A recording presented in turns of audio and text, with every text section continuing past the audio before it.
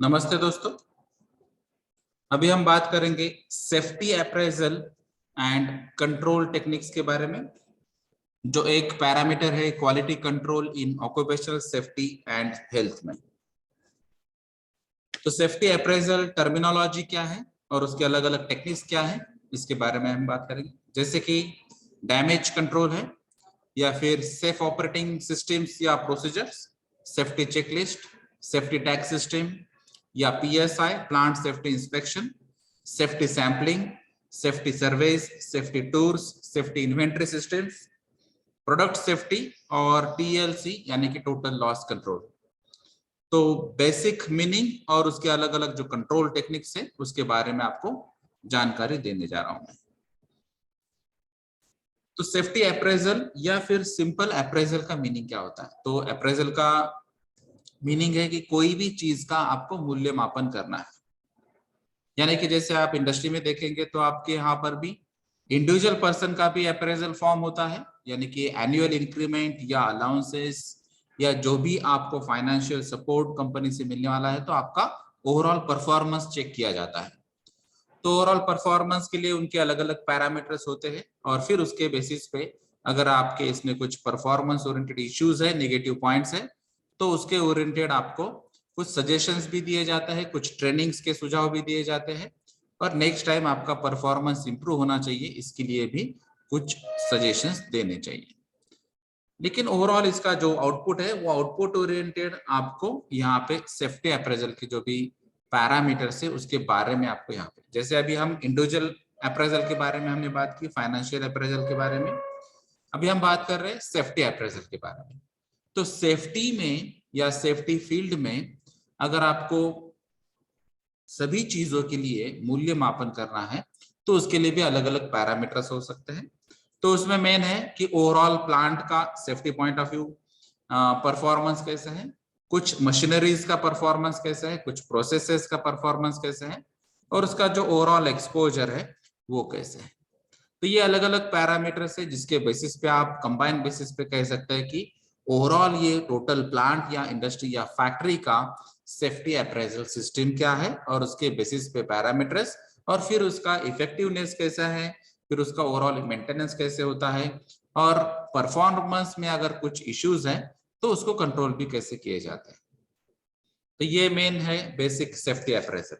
तो ये safety appraisal system में कुछ सिस्टम्स आपको अडॉप्ट करनी होगी, कुछ मेथड्स आपको अडॉप्ट करनी होगी, कुछ प्रैक्टिसेस और प्रोसीजर्स अडॉप्ट करनी होगी, सेफ्टी परफॉर्मेंस और जो स्टैंडर्ड्स रहते हैं उसको फॉलो करना होगा, और फिर उसके बेसिस पे इफेक्टिवनेस और जो रिलायबिलिटी है वो फाइंड आउट करनी होगी।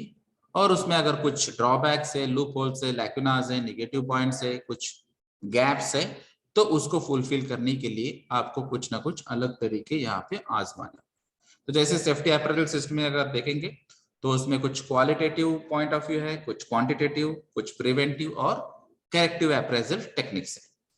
तो क्वालिटेटिव अप्रेजल जो टेक्निक है उसमें आपको जो मेन फोकस करना है वो क्वालिटी पॉइंट ऑफ व्यू करना है। तो आपको एक पर्टिकुलर एरिया फाइंड आउट करना है और फिर उसके बेसिस में उसमें क्वालिटी, जो safety point of view quality है उसके बारे में यहाँ पे प्रॉब्लम्स क्या है, इश्यूज क्या है, उसको ओवररूल करने के लिए, उसको ओवरकम करने के लिए आपको क्या क्या करनी चाहिए, फिर अलग अलग टेक्निक्स आप वहां पे अडॉप्ट कर सकते हैं। जैसे अगर क्वालिटी इंप्रूवमेंट करनी है सेफ्टी पॉइंट ऑफ व्यू, तो आप इंस्पेक्शन कर सकते हैं, आप ऑडिटिंग कर सकते हैं, आप रिव्यू कर सकते हैं, एनालिसिस कर सकते हैं, कुछ स्टडी कर सकते हैं, अगर केस स्टडी होगी या एक्सीडेंट की स्टडी होगी या फिर हिस्टोरिकल डेटा होगा, तो ऐसे बहुत सारी चीजें हैं जहां पे आप सेफ्टी क्वालिटी को इंप्रूवमेंट के लिए स्कोप दे सकते हैं। दूसरी है क्वांटिटेटिव अप्रेजल। तो यहाँ पे आपको क्लियरली पता चलता है कि क्वांटिटेटिव पॉइंट ऑफ व्यू यानी कि in terms of measurement, in terms of quantity, आपको जो भी पैरामीटर्स आप देख सकते हैं, कैलकुलेट कर सकते हैं, एनालाइज कर सकते हैं, ऐसे पॉइंट्स यहाँ पे क्वांटिटेटिव में आ जाएंगे।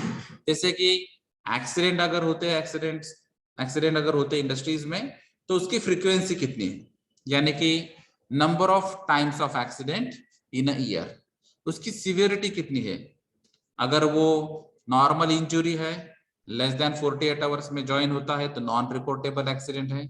रिपोर्टेबल हो सकता है, फैटल हो सकता है, या फिर मेजर डैमेज भी कर सकता है। तो उसके एक्सीडेंट की सीवियरिटी क्या है, सीरियसनेस कितनी है, जो भी इंसिडेंसेस होते हैं या फिर कुछ नियर मिस होते हैं, उसके अलग अलग यहाँ पे इंडेक्सेस फाइंड आउट होंगे और उसके बेसिस पे आप यहाँ पे चेक कर सकते हैं। जैसे कि हमने अभी पहले सेशन में एक बात की थी कि लेवल 1, लेवल 2 या लेवल 3 के एक्सीडेंट्स है, तो ये लेवल भी यहाँ पे क्लियरली मेंशन किए गए। तो ऐसे लेवल 1 के 4 एक्सीडेंट हुए हैं, या फिर लेवल 2 के 2 एक्सीडेंट हुए, लेवल 3 के 1 एक्सीडेंट हुआ है। तो ये नंबर्स जो है और ये एक्सीडेंट की सीवियरिटी है, ये साल में से कितनी बार हुआ है, ये सब क्वांटिटी में आप लिख सकते हैं, वो क्वांटिटेटिव अप्रेजल होगा। तो जैसे यहाँ पे सेफ्टी परफॉर्मेंस की हमने बात की थी, एक सेशन में हमने IS स्टैंडर्ड 3786 के हिसाब से अलग अलग जो पैरामीटर्स देखे थे, उसमें भी ये frequency rate, severity rate, frequency severity index या फिर सेफ्टी स्कोर, ऐसे बहुत सारे पैरामीटर्स थे जिसके बेसिस पे आप डिसाइड कर सकते थे कि इसमें नंबर्स कितने आते हैं, उसकी सिवियरिटी कितनी आती है, और फिर बाकी के जो कैलकुलेशंस है वो कॉस्ट ओरिएंटेड हो या फिर बाकी चीजों की, तो वो आप यहाँ पे जजमेंट दे सकते हैं। तो इसमें भी अगर कुछ आपको लैक्यूनास लगते हैं, कुछ प्रॉब्लम्स लगते हैं, तो वो कैसे इंप्रूव होने चाहिए। जैसे अगर लास्ट ईयर से इस साल में अगर नंबर ऑफ एक्सीडेंट बढ़ जाते हैं तो आपका परफॉर्मेंस वर्स्ट की तरफ जा रहा है। तो कंपैरेटिव अगर हम देखेंगे तो ये नंबर क्यों बढ़ा है, इसका रीजन क्या है, और फिर उसके लिए हम क्या कर सकते हैं, तो ये भी चीजें आपको यहाँ पे देखनी। फिर है प्रिवेंटिव अप्रेजल। जैसे अभी हमने बात की कि ऑलरेडी एक्सीडेंट हो चुके हैं या इंसिडेंट हो चुके हैं, नियर मिस हो चुके हैं, या फिर कोई एक्सीडेंट के पहले कुछ ब्रेकडाउन मेंटेनेंस की जरूरत पड़ी, प्रोडक्शन स्टॉप हुआ है, तो ऐसी बहुत सारी चीजें होती है जो अनप्लान और अनडिजायर्ड एक्टिविटी है जिसकी वजह से डिस्टर्बेंस हो सकते हैं। तो यहाँ पे ये रिपीट नहीं होना चाहिए, तो उसके लिए आप क्या प्रिवेंटिव एक्शन ले सकते हैं। तो ये प्रिवेंटिव एक्शन ओरिएंटेड जो भी यहाँ पे पैरामीटर्स हम स्टडी करेंगे वो प्रिवेंटिव अप्रेजल के अंडर आएंगे।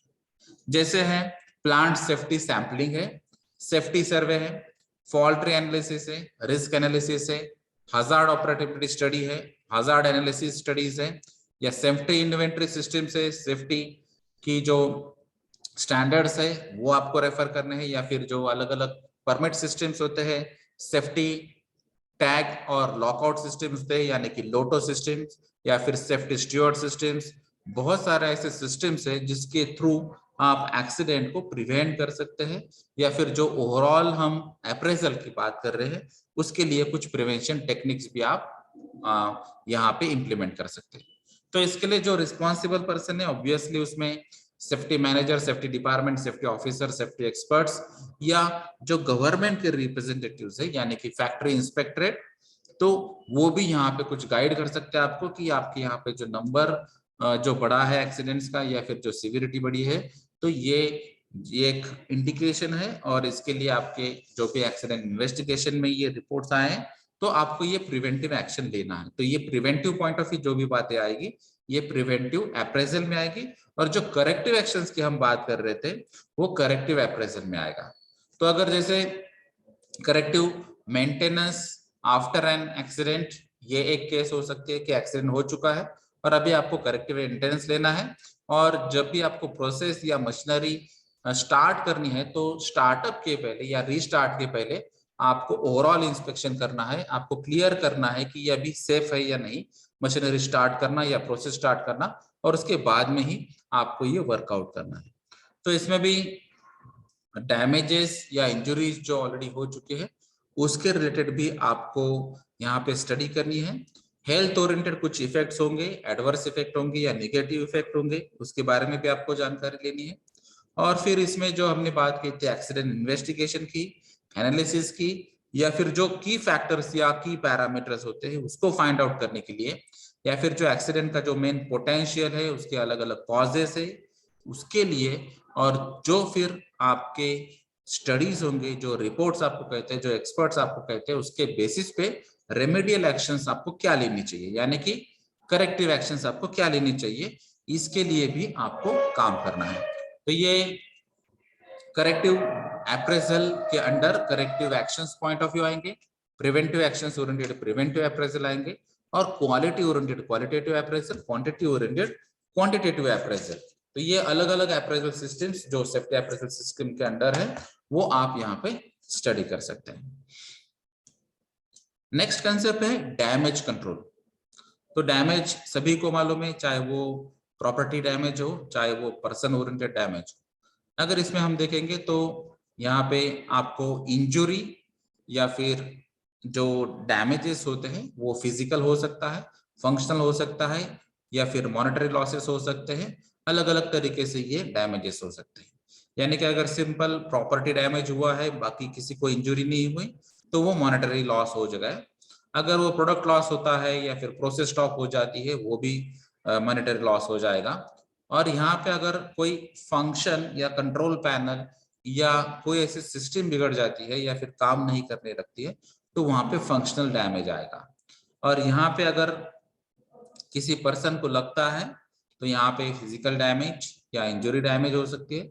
जैसे अभी हमने पहले ही बात की कि यहाँ पे ये टेम्पररी हो सकता है डिसेबिलिटी या परमानेंट डिसेबिलिटी हो सकती है, ये शॉर्ट टर्म में या लॉन्ग टर्म के लिए हो सकती है। तो ये सब जो भी बातें इंजुरी ओरिएंटेड आएंगी तो ये भी एक टाइप का डैमेज है। तो ये डैमेज जो भी होंगे उसको अगर कंट्रोल करना है तो उसके लिए आपको अलग अलग तरीके आजमाने चाहिए। जैसे कि अगर मशीनरी ओरिएंटेड फंक्शनल डैमेज या प्रॉपर्टी डैमेज ओरिएंटेड है तो आप मशीनरी का प्रोटेक्शन करने के लिए सोच सकते हैं। अगर ये मटेरियल ओरिएंटेड डैमेजेस है, मैन्युफैक्चरिंग ओरिएंटेड डैमेज है, तो उसके लिए आपके सिस्टमैटिक प्रोसेस क्या होनी चाहिए उसके लिए आप सोच सकते हैं। अगर ये जो कॉस्टिंग ओरिएंटेड है, एक्सीडेंट कॉस्टिंग जो होती है डायरेक्ट इनडायरेक्ट कॉस्टिंग में, उसके ओरिएंटेड अगर लॉसेस होते हैं तो उसके बारे में भी आपको सोचना चाहिए। तो ये डिपेंड्स है कि डैमेज का टाइप क्या है और फिर उसके रूट कॉजेस क्या है और फिर उसको कंट्रोल करने के लिए आपको क्या स्टडी करना है और किस डायरेक्शन में जाना है। तो यहाँ पे अगर आप देखेंगे तो ये मॉडर्न डेफिनेशन है एक्सीडेंट की कि यहाँ पे an unintended event that results in physical harm to a person और डैमेज टू प्रॉपर्टी। तो अभी हमने पहले एक्सीडेंट की डेफिनेशन जो पढ़ी थी जो नॉर्मल थी, undesired unplanned event which can cause an injury और प्रॉपर्टी डैमेज और बोथ। तो इससे रिलेटेड यहाँ पे फिजिकल अगर हार्म होता है या फिर प्रॉपर्टी डैमेज होती है या पर्सन को इंजुरी होती है, ये अनइंटेंडेड एक्टिविटी है या इवेंट है, उसको हम एक्सीडेंट कहते हैं। और फिर इसको कंट्रोल करना ही मेन आपका काम है क्योंकि इसकी वजह से ही डैमेजेस होते हैं। तो यहाँ पे जो भी एक्सीडेंट का रिपोर्टिंग होगा, एक्सीडेंट का इन्वेस्टिगेशन होगा और जो भी स्टैट्यूटरी रिक्वायरमेंट होगी यानी कि लीगल रिक्वायरमेंट होगी उसके रिलेटेड आपको काम करना होगा डैमेज कंट्रोल के लिए। और फिर एक रियलिस्टिक प्रोग्राम आपको बनाना होगा कि ये जो अभी हमने डैमेज कंट्रोल के लिए प्रोग्राम बनाया ये रियलिस्टिक है या नहीं, ये फिजिबल है या नहीं, अगर इसमें कुछ टेक्निकल इश्यूज है या फिर फाइनेंशियल इश्यूज है तो उसके बारे में आप सोच सकते हैं और रीप्रोग्राम या मॉडिफाइड प्रोग्राम या करेक्टेड प्रोग्राम फिर बाद में आप रन कर सकते हैं। तो डैमेज कंट्रोल प्रोग्राम जो है उसमें अलग अलग पैरामीटर्स आ सकते हैं, जैसे कि यहाँ पे डैमेज टू प्लांट है, मशीनरी है, इक्विपमेंट है या फिर टूल या फिर बिल्डिंग या फिर कोई और प्रॉपर्टी यहाँ पे डैमेज हो चुकी है, या फिर यहाँ पे कुछ लॉसेस हो चुके हैं क्वांटिटी वाइज या क्वालिटी वाइज मटेरियल यहाँ पे लॉस हो चुका है, या फिर उसका जो स्टोरेज है, स्टोरेज या हैंडलिंग करते टाइम या ट्रांसपोर्ट करते टाइम उसकी क्वालिटी या क्वांटिटी बिगड़ गई है तो वहां पर भी ये लॉसेस है। जैसे कि अभी हमने प्रोडक्शन बनाना है, पूरा बैच जो है वो पूरा बैच का क्वालिटी चेंज हुआ है, कॉन्सेंट्रेशन चेंज हुआ है, तो वो भी एक लॉस है। अगर उसमें से कुछ एक्सीडेंट की वजह से या कुछ प्रॉब्लम्स की वजह से यहाँ पे क्वालिटी डिटोरिएट होती है तो वो भी एक लॉस होता है। तो शायद आपकी पूरी बैच जा सकती है या फिर वो बैच में से जो अगर लेस कॉन्सेंट्रेशन का प्रोडक्ट तैयार होता है तो आपको वो कम रेट से बेचना पड़ेगा। तो जो भी है वो लॉसेस होंगे मटेरियल ओरिएंटेड।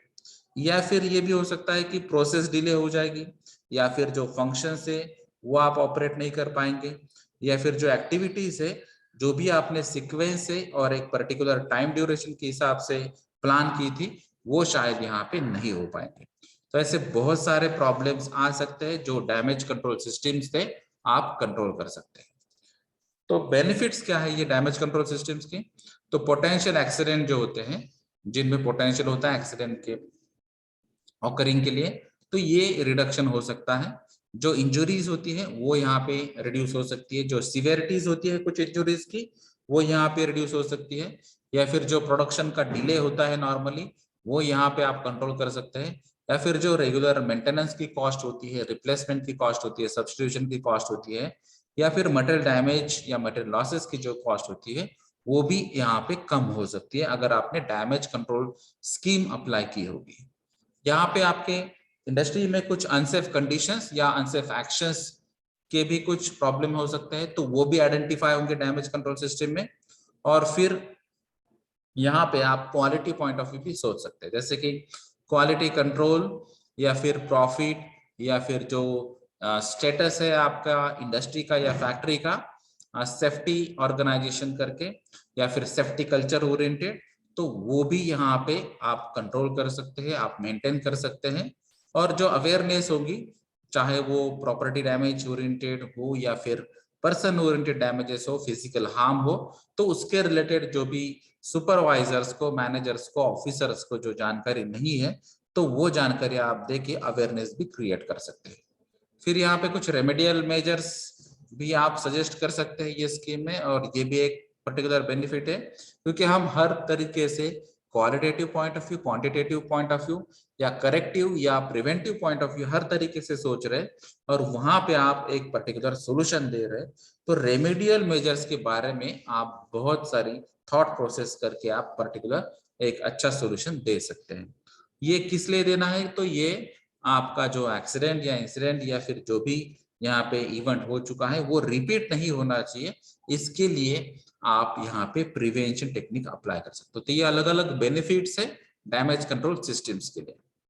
अभी डैमेज कंट्रोल प्रोग्राम जो आपको बनाना है, तो वो अगर अच्छा बनाना है तो उसके लिए आप कुछ पैरामीटर सोचिए, जैसे कि यहाँ पे स्पॉट चेकिंग होता है, तो आप कोई भी मशीनरी के पास कोई भी आपका जो एक्टिविटी हो रहा है या फिर कहीं पर भी आप डिपार्टमेंट में जा सकते हैं और वहां पे वो चेक कर सकते हैं कि एग्जैक्टली ये प्रोसेस कैसे कर रहे हैं, और यहाँ पे ऐसे कुछ इश्यूज तो नहीं है जैसे अभी हमने पहले आइडेंटिफाई किए कि यहाँ पे रिपेयरिंग ओरिएंटेड, मेंटेनेंस ओरिएंटेड या जो विद इन परमिसिबल लिमिट्स होते हैं उसके बियॉन्ड यहाँ पे ये वर्क हो रहा है, या फिर ऐसे कोई भी ऑब्जर्वेशन जैसे कि यहाँ पे इंजीनियरिंग कंट्रोल दिया गया है लेकिन वो यूज नहीं कर रहा है या फिर उसको बाईपास कर रहा है, यहाँ पे गार्ड्स या फिर कुछ स्विचेस सेंसर्स भी प्रोवाइड किए हैं लेकिन वो वहां पे यूज नहीं कर रहे, या फिर पर्सनल प्रोटेक्टिव इक्विपमेंट जो है उसको भी दिया गया है, फैसिलिटीज प्रोवाइड की गई लेकिन वो अप्रोप्रिएट तरीके से यूज नहीं कर रहे, तो ये स्पॉट चेकिंग थ्रू भी आप यहाँ पे डैमेज कंट्रोल कर सकते हैं। उसके अलावा डैमेज रिपोर्टिंग और इन्वेस्टिगेशन है, यानी कि जो भी ऑलरेडी घट चुका है यानी कि जो एक्सीडेंट हो चुका है या फिर डैमेज हो चुका है, तो उसके रिलेटेड आपको डिटेल रिपोर्टिंग यहाँ पे बना के मैनेजमेंट को सबमिट करनी है, तो जिसकी वजह से आपका ओवरऑल इन्वेस्टिगेशन भी हो जाएगा और करेक्टिव एक्शंस क्या लेने चाहिए, प्रिवेंटिव एक्शंस क्या लेने चाहिए, इसके बारे में आपको भी सोचना होगा, और जो भी आपने मैनेजमेंट को सबमिट किया है वो मैनेजमेंट भी उसी हिसाब से उसी डायरेक्शन में आपका सोचेंगे और फिर वो एग्जीक्यूशन हो जाएगा। डैमेज कॉस्टिंग और ऑडिटिंग क्या होती है? तो डैमेज कॉस्टिंग में कॉस्ट ऑफ रिपेयर्स जो है एक्सीडेंट डैमेज, वहां पे आपको इंडिकेशन देना चाहिए कि कैपिटल डी, तो ये कॉस्ट ऑफ रिपेयर्स जो है, तो यहाँ पे एक्सीडेंट डैमेज की वजह से अगर होता है तो इसको मार्किंग दिया जाएगा डी, और उसके जो रिकॉर्ड्स है उसको मेंटेन करना चाहिए। फिर इसके जो डैमेज कंट्रोल इंस्पेक्टर्स अगर कोई यहाँ पे ऐसी प्रोविजन होगी तो वो काम कर सकता है, या फिर in addition to other duties ये भी यहाँ पे इंस्पेक्टर या ऑडिटर यहाँ पे काम कर सकता है कि full time damage control inspector अगर होगा तो हर जगह जहां पर भी ऐसे कुछ इश्यूज होते हैं, तो चाहे वो नियर मिस हो, चाहे वो एक्सीडेंट हो, इंसिडेंट हो, तो उसके बाद में डैमेज कितना हुआ है वो कैलकुलेट करके करेक्टिव और प्रिवेंटिव एक्शन क्या लेने चाहिए उसके बारे में वो डिटेल में सोच सकता है। अगर आपको सिर्फ इंस्पेक्शंस करने हैं या फिर अलग अलग तरीके यूज करने हैं तो उसके लिए भी रेगुलर इंस्पेक्टर आप यहाँ पे अपॉइंट कर सकते हैं। स्पॉट चेकिंग के लिए भी यहाँ पे आप कुछ पर्सन अपॉइंट कर सकते हैं, तो ये डिपेंड है कि आपकी इंडस्ट्री कितनी बड़ी है, उसका एरिया कितना है, मैन पावर कितनी है, और उसमें हजार्डस ऑपरेशंस या फिर जो पोटेंशियल ऑफ एक्सीडेंट्स है वो कितना है, उसके बेसिस पे आप ये अलग अलग अपॉइंटमेंट भी कर सकते हैं। कंप्यूटेशन ऑफ डायरेक्ट और इनडायरेक्ट कॉस्टिंग जो है, तो उसके बारे में भी आपको डिटेल में सोचना चाहिए। जैसे कि यहाँ पे एक एग्जांपल है कॉस्ट सिवियरिटी, तो ये टर्मिनोलॉजी हमने IS 3786 में भी देखी थी। तो कॉस्ट सिवियरिटी रेट कैसे कैलकुलेट करते हैं, total cost of accident into 10⁶ divided by total production man hour. तो मैन आवर्स आप कैलकुलेट कर सकते हैं, जैसे कि 100 लोग है आपकी कंपनी में और 8 घंटे के लिए अगर सिंगल शिफ्ट में काम कर रहे हैं तो आपके 800 मैन आवर्स कैलकुलेट हो चुके हैं। और टोटल कॉस्ट वहां पे एक्सीडेंट की कितनी है, अगर वो 10 लाख होती है तो 10 लाख इंटू 10⁶ डिवाइडेड बाय जो भी पर्सन होंगे 500 या फिर 8 आवर्स, तो 800 यहाँ पे मैन आवर्स। तो इस हिसाब से आप cost severity rate find out कर सकते हैं। दूसरा एक कंसेप्ट है यहाँ पे सेफ ऑपरेटिंग प्रोसीजर या फिर स्टैंडर्ड ऑपरेटिंग प्रोसीजर्स। तो नॉर्मली हम जिसको अभी SOP कहते हैं, तो ये पहले मैकेनिकल केस में अगर देखा जाए तो यहाँ पे सिर्फ स्टैंडर्ड ऑपरेटिंग प्रोसीजर होती थी, लेकिन यही स्टैंडर्ड प्रोसीजर भी सेफ भी है, और इसीलिए अभी हम सेफ ऑपरेटिंग प्रोसीजर्स या स्टैंडर्ड ऑपरेटिंग प्रोसीजर्स भी कह सकते हैं। तो SOPs नॉर्मली ये एक इंस्ट्रक्शन रहता है रिटन फॉर्म में, और एक जनरली मैनुअल भी हो सकता है, और इसमें आपकी जो मशीनरी है, आपका जो जॉब है, आपका जो मटेरियल है, उसको हैंडल करने के लिए जो भी एक पर्टिकुलर सीक्वेंस है वो दिया गया रहता है। तो ये मशीनरी ऑपरेट करने के लिए एक स्टैंडर्ड और सेफ प्रोसीजर होती है। तो ये मैन्युफैक्चरर या फिर सप्लायर इसको देता है, अगर उन्होंने नहीं दी है तो आपको इसको क्रिएट करना होगा और फिर आपको ये SOP बनानी होगी। क्योंकि जो भी ऑपरेटर एक्सपीरियंस होल्डर होगा तो उसको तो SOP नॉर्मली मालूम होती है, लेकिन जो नया पर्सन जॉब ज्वाइन करता है या फिर कोई ट्रेनी वहां पे आता है या फिर कोई अल्टरनेट पर्सन वहां पे आता है, तो उस टाइम ये मेजर प्रॉब्लम हो सकता है कि उसको अगर SOP मालूम नहीं होगी तो एक्सीडेंट के चांसेस बढ़ सकते हैं, प्रोबेबिलिटी वहां पे बढ़ जाती है। तो अगर कोई हजार्डस वर्क आपको करना है या फिर जो रिक्वायर्ड जॉब्स होते हैं उसके अगर फ्रीक्वेंसी क्या है इसके बारे में आपको पता होगा, तो वहां पर भी आपको ये SOPs बनानी होगी। क्योंकि हजार्डस वर्क के लिए या फिर जहाँ पे जॉब की फ्रीक्वेंसी ज्यादा है या फिर रिपीटेशंस है, तो वहां पर भी एक्सीडेंट के चांसेस बढ़ सकते हैं, तो वहां पर भी आप SOPs अप्लाई कर सकते हैं।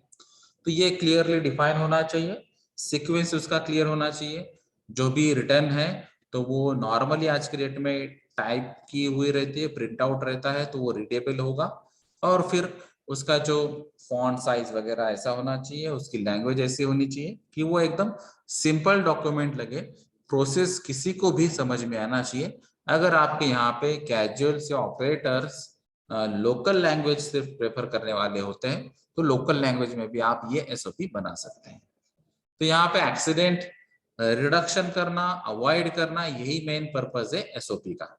तो इसके लिए जो ऑपरेटिंग इंस्ट्रक्शंस होते हैं, तो ये ऑपरेटिंग इंस्ट्रक्शन बनाने के लिए पहले आप बहुत बार सोचें, मैनेजमेंट से डिस्कस करें और उसके बाद में ये फाइनलाइज करें।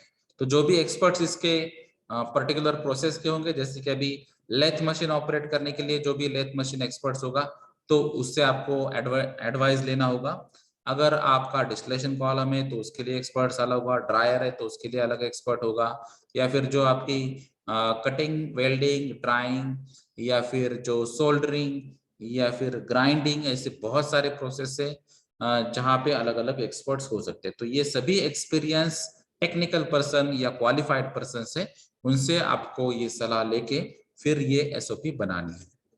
तो ये जो स्टैंडर्ड्स है उसमें आपको वेरिएशंस अवॉइड करना है कि SOP अगर हमने यहाँ पे पर्टिकुलर लेथ मशीन है और आपके यहाँ पे 10 लेथ मशीन है या फिर सिमिलर दूसरे प्लांट में भी सेम मशीनरीज है, तो SOPs भी सेम होनी चाहिए।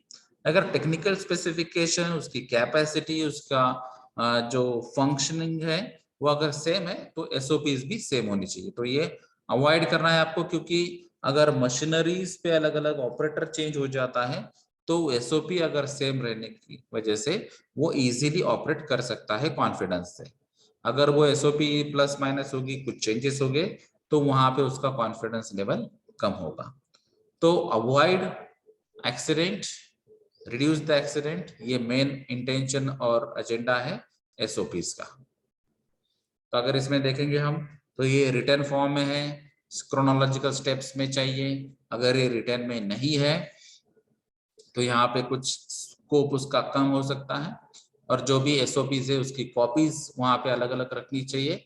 और जहां पर भी ये अनसेफ प्रैक्टिसेस या रॉन्ग हैबिट्स होते हैं, या फिर जो लोग शॉर्टकट्स पसंद करते हैं, बाईपास पसंद करते हैं, तो उनके लिए ये एसओपीज बहुत ज्यादा यूजफुल है, और इसकी वजह से एक्सीडेंट का रेट कम हो सकता है।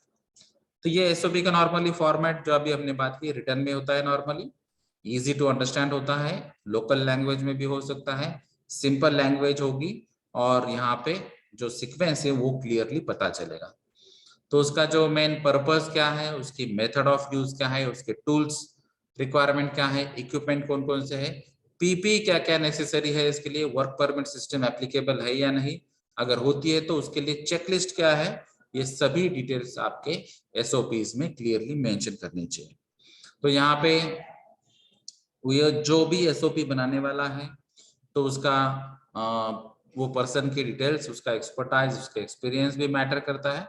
तो जब भी बनाया है उसके डिटेल्स भी यहाँ पे रखने हैं आपको, सीरियल नंबर कितना है, आईडी नंबर कितना है, डेट ऑफ प्रिपरेशन क्या है, डेट और नंबर रिवीजन की क्या है। अगर आपने एसओपी को मॉडिफाई किया है तो मॉडिफिकेशन के बाद में उसका डेट और रिवीजन भी नेसेसरी होता है, क्योंकि कुछ लोगों को इनिशियल जो एसओपी है वो याद रहती है, रिकॉल होती है, और फिर उसके बाद में रिवीजन होने के बाद वो शायद उनको मेन मॉडिफिकेशन क्या है वो याद नहीं रहता। तो आपको रिवीजन नंबर भी लिखना जरूरी होगा, और फिर जो भी एक्शन है, जो भी रिमार्क्स है, तो वो किसने फाइनलाइज किया है, किसने मॉडिफाई किया है, इसके भी डिटेल्स आपको यहाँ पे देने चाहिए। अगर कोई आपको लगता है कि ये मॉडिफिकेशन गलत है या सीक्वेंस गलत है, तो वो डायरेक्ट पर्सन से आप बात कर सकते हैं, और उनको भी अगर ये वैलिड लगता है तो फिर ये मॉडिफाई हो सकता है।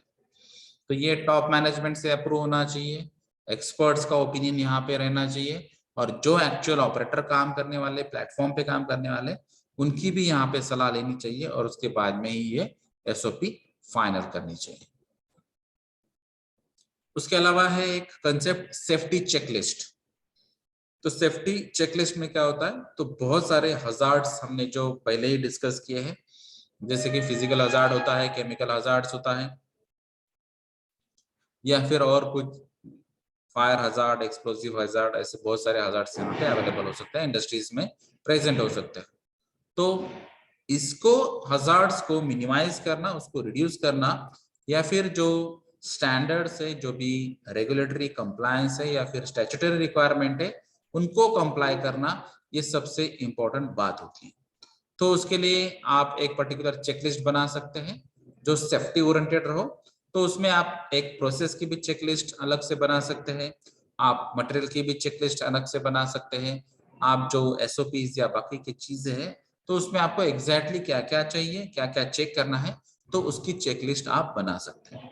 तो ये चेकलिस्ट इसीलिए सिंपल है, जब भी आपको कोई एक्टिविटी करनी है और उसके पहले अगर आपको चेक करना है, जैसे कि अगर आपको एक पर्टिकुलर मशीनरी आपने ली, हीट एक्सचेंजर लिया, तो उसमें एग्जैक्टली क्या चेक करना है, तो आपको हीटर चेक करना है, आपको वोल्टेज चेक करना है, आपको करंट चेक करना है, आपको जो कॉइल यूज की जा रही है उसको चेक करना है। तो ये एक पर्टिकुलर इक्विपमेंट ओरिएंटेड चेकलिस्ट तैयार हो गए। तो उसी हिसाब से जो भी इक्विपमेंट का फंक्शनिंग होगा, तो सेफ्टी पॉइंट ऑफ व्यू उसको ऑपरेट करने के लिए आपने क्या क्या चेक करना चाहिए, इसके बारे में डिस्कस होके ही ये चेकलिस्ट बननी चाहिए। तो जो भी तीसरा ही पर्सन आएगा, या फिर कभी भी ऑडिट होता है, इंटरनल ऑडिट या एक्सटर्नल ऑडिट होता है, तो वहां पर भी कुछ चेकलिस्ट प्रोवाइड कीजिए। जैसे अभी हमने बात की थी IS 14489 में, वहां पर एक शेड्यूल में डिटेल में चेकलिस्ट बनाई गई, तो हर एक पॉइंट के लिए अलग अलग चेकलिस्ट हो सकती है। तो ये ऑडिटिंग में भी आपको अलग अलग ध्यान देना है। अगर आपके यहाँ पे खुद ने आपने चेकलिस्ट बनाई है तो उसमें भी अपडेट होना चाहिए, उसमें भी रिव्यू होनी चाहिए, उसमें भी करेक्शंस होने चाहिए। तो ये डिपेंड से सिचुएशन क्या हो चुके हैं, और जैसे कुछ इंसिडेंट होता है, एक्सीडेंट होता है या फिर नियर मिस होता है, उसके बेसिस पे भी आप चेकलिस्ट में भी अपडेशन कर सकते हैं। तो ये अगर आप कुछ पैरामीटर्स चेक नहीं कर रहे हैं और आपके चेकलिस्ट में अवेलेबल नहीं है, तो अपडेशन में आप ये पैरामीटर्स ऐड कर सकते हैं। तो ये चेकलिस्ट बनाने के लिए अलग अलग वेज है, और कुछ प्लान टू प्लान यहाँ पे चेंज हो सकता है, पर्सन टू पर्सन भी चेंज हो सकता है। जैसे ही जिस पर्सन का जो भी नॉलेज होगा, जो भी एक्सपीरियंस होगा, उसके बेसिस पे चेकलिस्ट के पैरामीटर्स चेंज हो सकते हैं। लेकिन चेकलिस्ट ऐसी बनानी चाहिए कि हर एक इंडस्ट्री में अगर सिमिलर यहाँ पे ऑपरेशन है, सिमिलर हजार्ड्स यहाँ पे अवेलेबल हो गए, तो यहाँ पे हर एक प्लांट में और इंडस्ट्री में ये एसओपी एप्लीकेबल होनी चाहिए। उसी हिसाब से प्रोसेस के लिए, इक्विपमेंट के लिए, टूल्स के लिए या मशीन के लिए जो भी चेकलिस्ट अप्रोप्रिएट होगी और जो सभी जगह लागू होगी, ऐसे चेकलिस्ट बना के आपके जो मेन एक्सीडेंट है वो रिड्यूस करने चाहिए। अभी यहाँ पे कुछ एनवायरमेंटल फैक्टर्स, मशीनरीज या टूल्स और वर्क एरिया भी यहाँ पे इंपॉर्टेंट है। तो यहाँ पे जैसे हम बात कर रहे थे कि प्लांट के लिए हमने बनाया चेकलिस्ट, तो प्लांट इंस्पेक्शन करने के लिए आपको पैरामीटर क्या क्या चेक करने हैं, तो इसमें आप चेक कर सकते हैं एनवायरमेंटल फैक्टर, जिसमें है जो भी stresses, wear, impact, vibration, heat, corrosion, reaction या मिसयूज और निग्लेक्शन। तो ये बहुत सारे पैरामीटर्स आप यहाँ पे environmental point of view check कर सकते हैं, और आपके इंडस्ट्री का जो टाइप है, प्रोसेस का जो टाइप है, ऑपरेशन का जो टाइप है, उस हिसाब से आप एनवायरमेंटल फैक्टर्स ऐड भी कर सकते हैं या फिर रिमूव भी कर सकते हैं।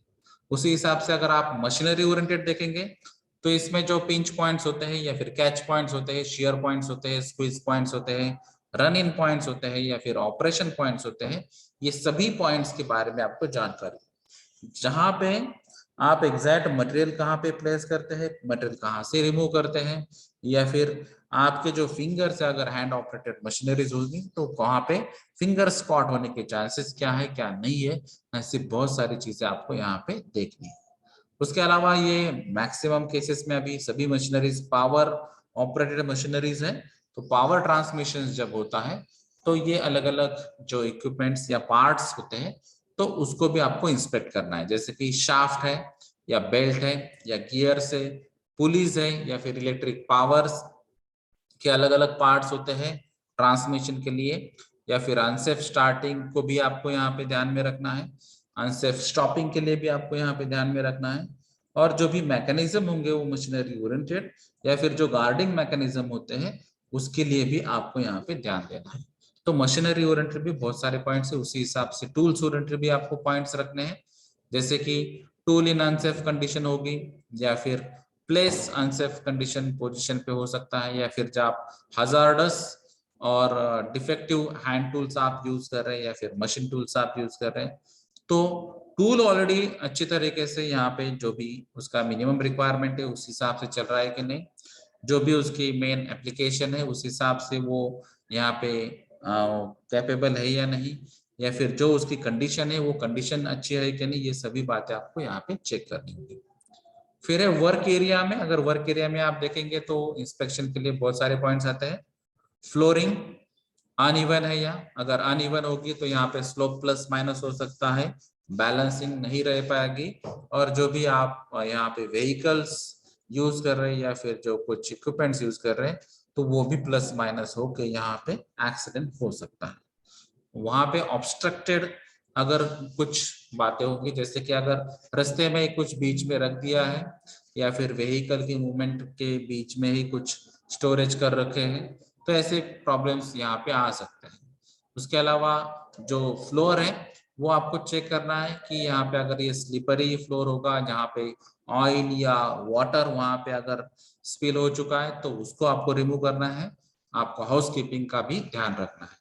उसके अलावा जो क्रैम्प क्वार्टर्स होते हैं या फिर जो ट्रैफिक का इशू वहां पे हो सकता है, या फिर आपको लगता है कि अनकंफर्टेबल या इनसिक्योर प्लेस है फ्लोरिंग, तो वो भी आपको ठीक से देखना होगा और वो क्लैरिटी लानी होगी। या फिर ओवरऑल मटेरियल या पुअर एलिमिनेशन जैसे भी यहाँ पे बातें आ सकती है कि मटेरियल आपका कहीं पे स्टोर किया है या फिर कन्वे हो रहा है और वहां से भी वो गिर सकता है, या फिर यहाँ पे लाइट की रिक्वायरमेंट जितनी है उसके हिसाब से लाइट अवेलेबल कम है। नॉर्मली हम सनलाइट प्रेफर करते हैं, अगर वो सनलाइट सफिशिएंट अमाउंट में नहीं है तो आप आर्टिफिशियल लाइट्स यहाँ पे यूज कर सकते हैं। कई जगह ग्लेयर का भी प्रॉब्लम आता है, जैसे कि कुछ ग्लासेस यूज होते आते हैं और ग्लासेस की वजह से या मिरर की वजह से यहाँ पे ग्लेयर के इश्यूज आ सकते हैं, और जिसकी वजह से आपकी विजिबिलिटी यहाँ पे डिस्टर्ब हो सकती है और एक्सीडेंट के चांसेस भी बढ़ जाते हैं। फिर आपको टेम्परेचर चेक करने हैं, जैसे कि यहाँ पे बहुत ज्यादा टेम्परेचर भी प्रॉब्लमेटिक है, बहुत कम टेम्परेचर भी प्रॉब्लमेटिक है। जैसे अभी हमने एक सेशन में डिस्कस किया था कि कंफर्टेबल टेम्परेचर या कंफर्टेबल जोन क्या होता है, तो उसमें हमने बात की थी कि 15 degree Celsius to 25 degree Celsius में हम कंफर्टेबली काम कर सकते हैं। तो उस हिसाब से भी आपको ये चेक लिस्ट में पैरामीटर ऐड करना है। फिर जो गैसेस होते हैं, जो वर्क एरिया में अगर गैसेस कोई प्रेजेंट होते हैं या फिर प्रिपेयर होते हैं या फिर कोई टेस्टिंग एनालिसिस के दौरान ये गैसेस तैयार हो जाते हैं, तो उसका भी आपको मैक्सिमम परमिसिबल लिमिट्स चेक करना चाहिए। उसी हिसाब से डस्ट का, फ्यूम्स का या वेपर्स का भी आपको हेल्थ ओरिएंटेड एस्पेक्ट्स ध्यान में रखते हुए जो पोल्यूशन कंट्रोल बोर्ड के मैक्सिमम परमिसिबल लिमिट्स है उसको वहां पे कंट्रोल करना है। फिर जो हजार्ड्स होते हैं या फिर कुछ specific point of view hazard, जैसे कि यहाँ पे फॉलिंग ऑब्जेक्ट हजार्ड हो सकता है, फ्लाइंग ऑब्जेक्ट हजार्ड होगा, या इलेक्ट्रिकल हजार्ड होगा, केमिकल होगा, रेडिएशन हजार्ड हो सकता है, ट्रिप फॉल हजार्ड हो सकता है, वर्क स्पेस हो सकता है, एजल हो सकता है, प्लेटफॉर्म या स्टेयर्स या रेलिंग्स या spillage, exits, doors, roofs, roadways, yards, ये बहुत सारी अलग अलग लोकेशंस है और यहाँ पे अलग अलग कंडीशंस है जिसकी वजह से यहाँ पे हजार्ड क्रिएट हो सकती है। तो आपको वर्क एरिया, टूल्स, मशीनरी और एनवायरनमेंट का आपको ध्यान रखना है और उसमें अलग अलग इंस्पेक्शन आपको करने हैं, और ये इंस्पेक्शन करने के पहले आपको सेफ्टी चेकलिस्ट बनानी होगी, तो ही ये प्रॉपर इंस्पेक्शन हो सकता है। इसमें और इंस्पेक्शन में ऐड हो सकता है जैसे कि मटेरियल हैंडलिंग है, इक्विपमेंट्स है, या अनसेफ वर्क प्रैक्टिसेस या स्पेसिफिक पॉइंट्स ओरिएंटेड भी यहाँ पे चेकलिस्ट बनाई जाती है। जैसे कि अगर हम एग्जांपल के तौर में देखेंगे तो यहाँ पे मटेरियल हैंडलिंग में आपका मटेरियल का वेट कितना है, जो भी आपको बताया गया है कि 35 केजी या 50 केजी मैक्सिमम आपको उठाना है, तो उससे ज्यादा होगा तो ये हेवी ऑब्जेक्ट्स में आएगा। कुछ ऑब्जेक्ट्स ऐसे होते हैं कि जो उसके शार्प एजेस होते हैं, कुछ ऑब्जेक्ट्स हाई टेम्परेचर पे रहते हैं, कुछ ऑब्जेक्ट्स जो होते हैं रफ होते हैं, कुछ मटेरियल यहाँ पे एक्सप्लोसिव हो सकते हैं, टॉक्सिक हो सकते हैं। तो ये हर चीज के लिए आपको ध्यान देना होगा कि यहाँ पे आपको लिफ्ट की जरूरत है, हाइस्ट की जरूरत है, या फिर पुलिस या चेन पुली मैकेनिज्म की जरूरत है, या फिर कंटेनर्स की जरूरत है, कन्वेयर्स की जरूरत है, ट्रक्स की जरूरत है, क्रेन्स की जरूरत है, डेरिक्स की जरूरत है, या फिर transport vehicle, elevator, chains, cable, slings, handling method. तो जो भी हमने हैंडलिंग मेथड में, मटेरियल हैंडलिंग मेथड में मैनुअल हैंडलिंग और मैकेनिकल हैंडलिंग ये दो मेजर तरीके देखे थे, उसी हिसाब से आपको यहाँ पे ये मटेरियल हैंडलिंग के ओरिएंटेड चेकलिस्ट बनानी है। उसके अलावा जो इक्विपमेंट्स होते हैं, जैसे अभी हर एक इंडस्ट्री के अलग अलग इक्विपमेंट्स हो सकते हैं, जैसे कि अगर हमने केमिकल इंडस्ट्री का अगर एग्जांपल लिया तो वहां पे प्रेशर वेसल हो सकते हैं, पंपिंग हो सकते हैं, पंपिंग डिवाइसेस यानी कि पंप, सेंट्रीफ्यूगल पंप या पॉजिटिव पंप, या और बाकी के बहुत सारे टाइप्स ऑफ पंप्स हैं, या फिर tanks, scrubber systems, flare system, effluent treatment plant या safety devices, maintenance tools, personal protective equipment, fire fighting equipment, production और उसके रिलेटेड जो भी इक्विपमेंट्स है, या फिर इलेक्ट्रिकल इक्विपमेंट है, पावर इक्विपमेंट है, या स्टोर इक्विपमेंट्स है, ऐसे बहुत सारे इक्विपमेंट की यहाँ पे लिस्ट तैयार हो सकती है। तो आपके इंडस्ट्री के हिसाब से ये चेकलिस्ट आपको बनानी होगी। यहाँ पे कुछ अनसेफ वर्क प्रैक्टिसेस भी हो सकते हैं, जैसे कि जो पर्सन को अथॉरिटी दी गई है वो पर्सन के अलावा दूसरा ही कोई यहाँ पे मशीनरी ऑपरेट कर रहा है या प्रोसेस स्टार्ट कर रहा है, या फिर अनसेफ स्पीड से वो काम कर रहा है, या फिर जो गार्ड्स यहाँ पे प्रोवाइड करे उसको गार्ड्स को रिमूव किया गया है, या फिर यहाँ पे आप डिफेक्टिव टूल्स यूज कर रहे हैं, या फिर अनसेफ तरीके से आप मटेरियल हैंडल कर रहे हैं, या फिर जो भी आपको बताया गया था वो जो लोड थे वो लोड से ज्यादा आप यहाँ पे काम कर रहे हैं, या फिर कुछ लोड सस्पेंशन फॉर्म में भी है जो आपके हेड्स को इंजरी पहुंचा सकते हैं, या फिर कुछ ओपन हैचेस से, शाफ्ट से, स्कैफोल्ड से, walking on road rail road track से, या फिर ड्राइविंग व्हीकल से। तो इसके भी अगर आपने गलत तरीके कुछ आजमा लिए तो एक्सीडेंट होने के चांसेस है। तो ये सभी चीजें यहाँ पे अनसेफ वर्क प्रैक्टिसेस के चेकलिस्ट में आ सकती हैं। कुछ स्पेसिफिक भी पॉइंट्स यहाँ पे आ सकते हैं, जैसे कि स्पेसिफिक प्रोसेस ओरिएंटेड, जैसे कि अगर आपने बताया कि हम यहाँ पे कैल्शियम कार्बाइड का प्रोसेस करते हैं तो एसिटिलीन बनाना है आपको, तो यहाँ पर आप calcium carbide plus water reaction है और आप एसिटिलीन बना रहे हैं। तो यहाँ पे आपको प्रोसेस ओरिएंटेड क्या क्या चेकलिस्ट बनानी चाहिए। तो आपको टेम्परेचर कंट्रोलिंग करना होगा क्योंकि ये एक्सोथर्मिक रिएक्शन है, या फिर एसिटिलीन एक एक्सप्लोजिव है, हाईली फ्लेमेबल सब्सटेंस है, उस हिसाब से आपको काम करना होगा, उसकी चेकलिस्ट अलग से बनानी होगी। वाटर की जो रिक्वायरमेंट है तो वाटर का प्रोपोर्शन कितना होना चाहिए उस हिसाब से आपको चेकलिस्ट बनानी होगी, वाटर के पैरामीटर्स चेक करने होंगे। एसिटिलीन गैस जहां पर आपको स्टोर करना है यानी कि सिलेंडर्स में, तो वो सिलेंडर का भी इंस्पेक्शन डिटेल में होना चाहिए, और फिर उसमें जो भी लेबलिंग मेथोडोलॉजी है या फिर कलर कोडिंग मेथोडोलॉजी है आईएस के स्टैंडर्ड से, वो भी आपको फॉलो करनी है। तो ये हर एक प्रोसेस ओरिएंटेड या स्पेसिफिक मटेरियल ओरिएंटेड भी यहाँ पे अलग अलग चेकलिस्ट बन सकती है। तो ये आपके जो इंडस्ट्री है उसमें प्रोसेस क्या है, उसमें ऑपरेशंस क्या है, उसमें केमिकल्स क्या यूज कर रहे हैं आप, उसके बेसिस पे भी ये अलग स्पेसिफिक पॉइंट ओरिएंटेड चेकलिस्ट यहाँ पे बन सकती है। तो ये अलग अलग चेकलिस्ट है, उसका इंपॉर्टेंस है, उसके एग्जाम्पल है जो स्पेशली प्लांट इंस्पेक्शन के लिए यूटिलाइज होते हैं। और एक नेक्स्ट कंसेप्ट है सेफ्टी टैग सिस्टम। तो जैसे अभी हमने पहले ही बात की थी कि लोटो सिस्टम में लॉकआउट एंड टैग आउट, तो यही सिस्टम आपको यहाँ पर भी लागू होती है, लेकिन इसका पर्पस यहाँ पे स्पेसिफिक इंस्पेक्शन ओरिएंटेड है। और जो भी हम टेक्निक्स की बात कर रही है जहां पे आपको डैमेज कंट्रोल करना है, चाहे वो फिजिकल डैमेज हो या प्रॉपर्टी डैमेज हो, तो उसके कंट्रोलिंग में ये भी यहाँ पे पार्टिसिपेट करेगा। तो ये IS 8095 अगर आप देखेंगे तो इसमें अलग अलग टैग्स के लिए गाइडलाइंस दी गई है। जैसे कि एम्प्लॉयज के लिए अगर वार्निंग यहाँ पे कुछ देनी है, जैसे कि हम डेंजर सिंबल देखते हैं, वर्डिंग देखते हैं जो नॉर्मली रेड और व्हाइट में होता है, या फिर अगर आप देखेंगे कॉशन, तो कॉशन एक डिस्प्ले होता है जो ब्लैक और येलो में होता है, या फिर ऐसे बहुत सारे डिस्प्लेज है कि ये do not start this machine और do not operate this machine और this machine is in under maintenance और वर्क परमिट सिस्टम ओरिएंटेड यहाँ पे कुछ इश्यूज है तो ये डिले हो चुका है। तो ऐसे बहुत सारे डिस्प्लेज आप यहाँ पे लग सकते हैं। तो ये टैग किसने लगाया है, ये लॉक किसने लगाया है, ये रिस्पॉन्सिबल अथॉरिटी क्या है, कौन है, और इसका रीजन क्या है, और इसका टाइमिंग क्या है और डेट क्या है, तो कितने टाइम के लिए हमको ये ऑपरेट नहीं करना है, इसके बारे में भी यहाँ पे आपको दिया होगा जो भी आपको गाइडलाइंस देने हैं। तो ये लोटो सिस्टम या सेफ्टी टैग सिस्टम्स में आप यहाँ पे ये क्लियर, इसमें भी बहुत सारे टाइप्स अलग अलग होते हैं, शेप्स एंड साइजेस अलग होते हैं, अलग अलग कंपनीज भी यहाँ पे अलग अलग बात कर सकती है, लेकिन इसको कॉमन करने के लिए आपको जो बात कही गई है तो यही है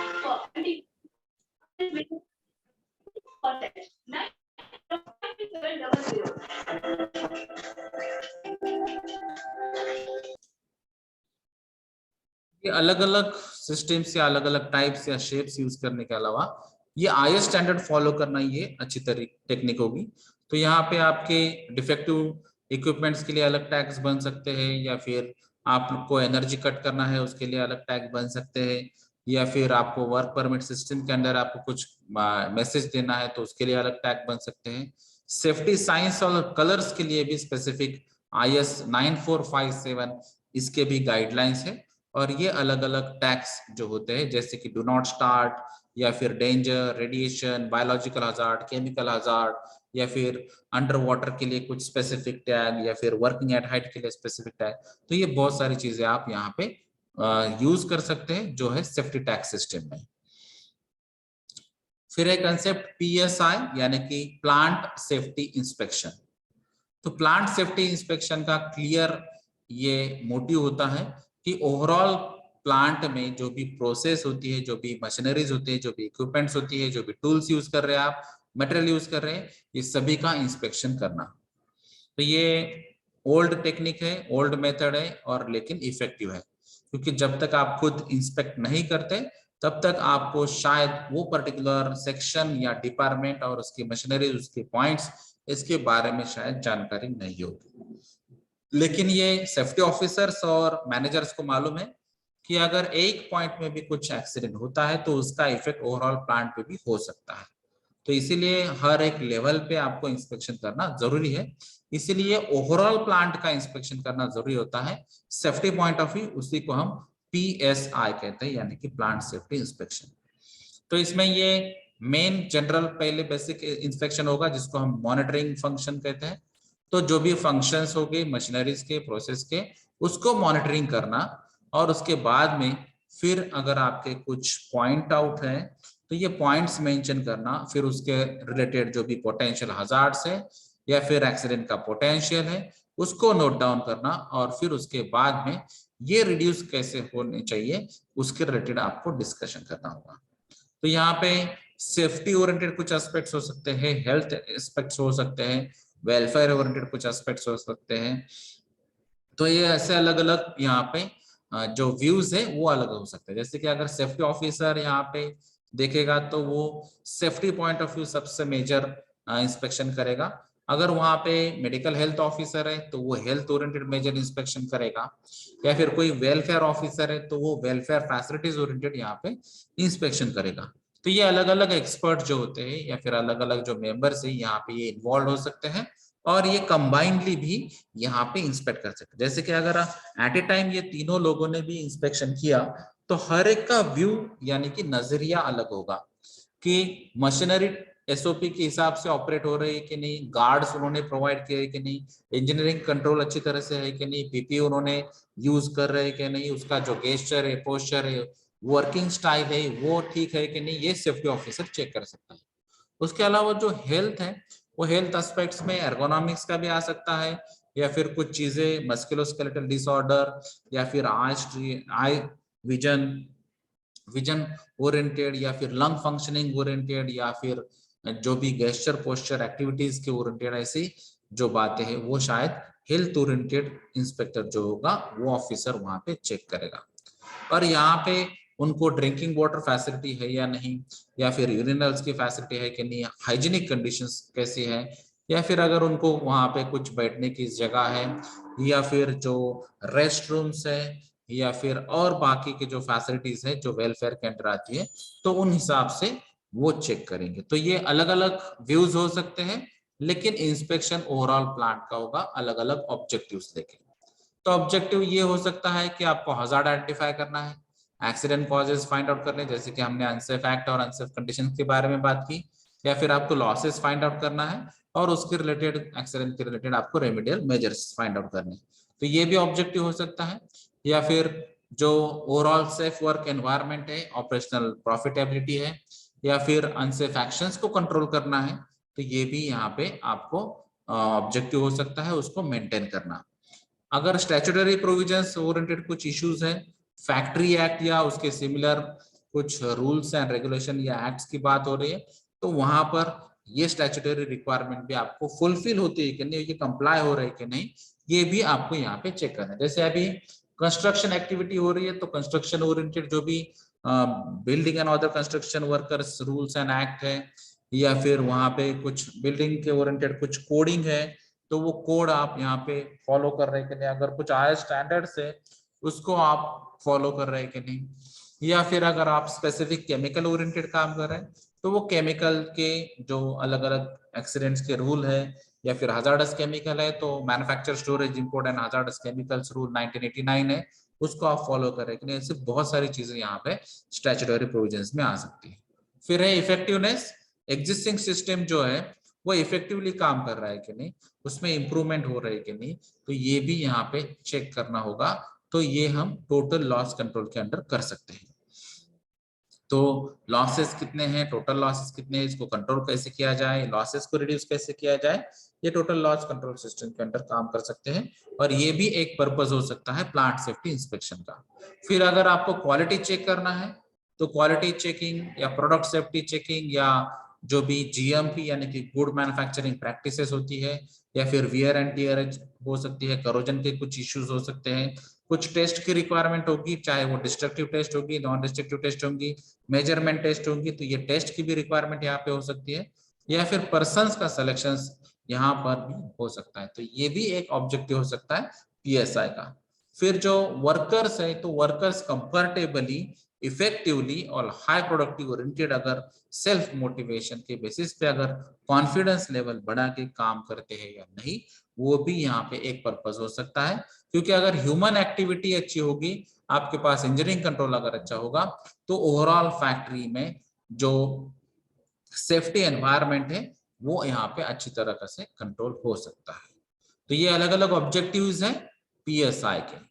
तो इसमें अगर आप पीएसआई के डिटेल्स में जाएंगे तो यहाँ पर उसके मेन टाइप जो है वो दो है, और उसमें है पहला प्लांट इंस्पेक्शन, और प्लान इंस्पेक्शन में भी सब 4 टाइप्स है, जिसमें है पीरियोडिक इंस्पेक्शन है, इंटरमीडिएट इंस्पेक्शन है, जनरल इंस्पेक्शन है और स्पेशल इंस्पेक्शन है। और जो सेकंड मेन पॉइंट है plant inspection, plant safety inspection में, वो सेकंड है क्लासिफिकेशन कंटिन्यूअस इंस्पेक्शन। तो प्लान इंस्पेक्शन में पीरियोडिक इंस्पेक्शन ये है, पीरियोडिक का मीनिंग ये आपको पता चलता है कि एक पर्टिकुलर पीरियड में आपको इंस्पेक्शन करना है।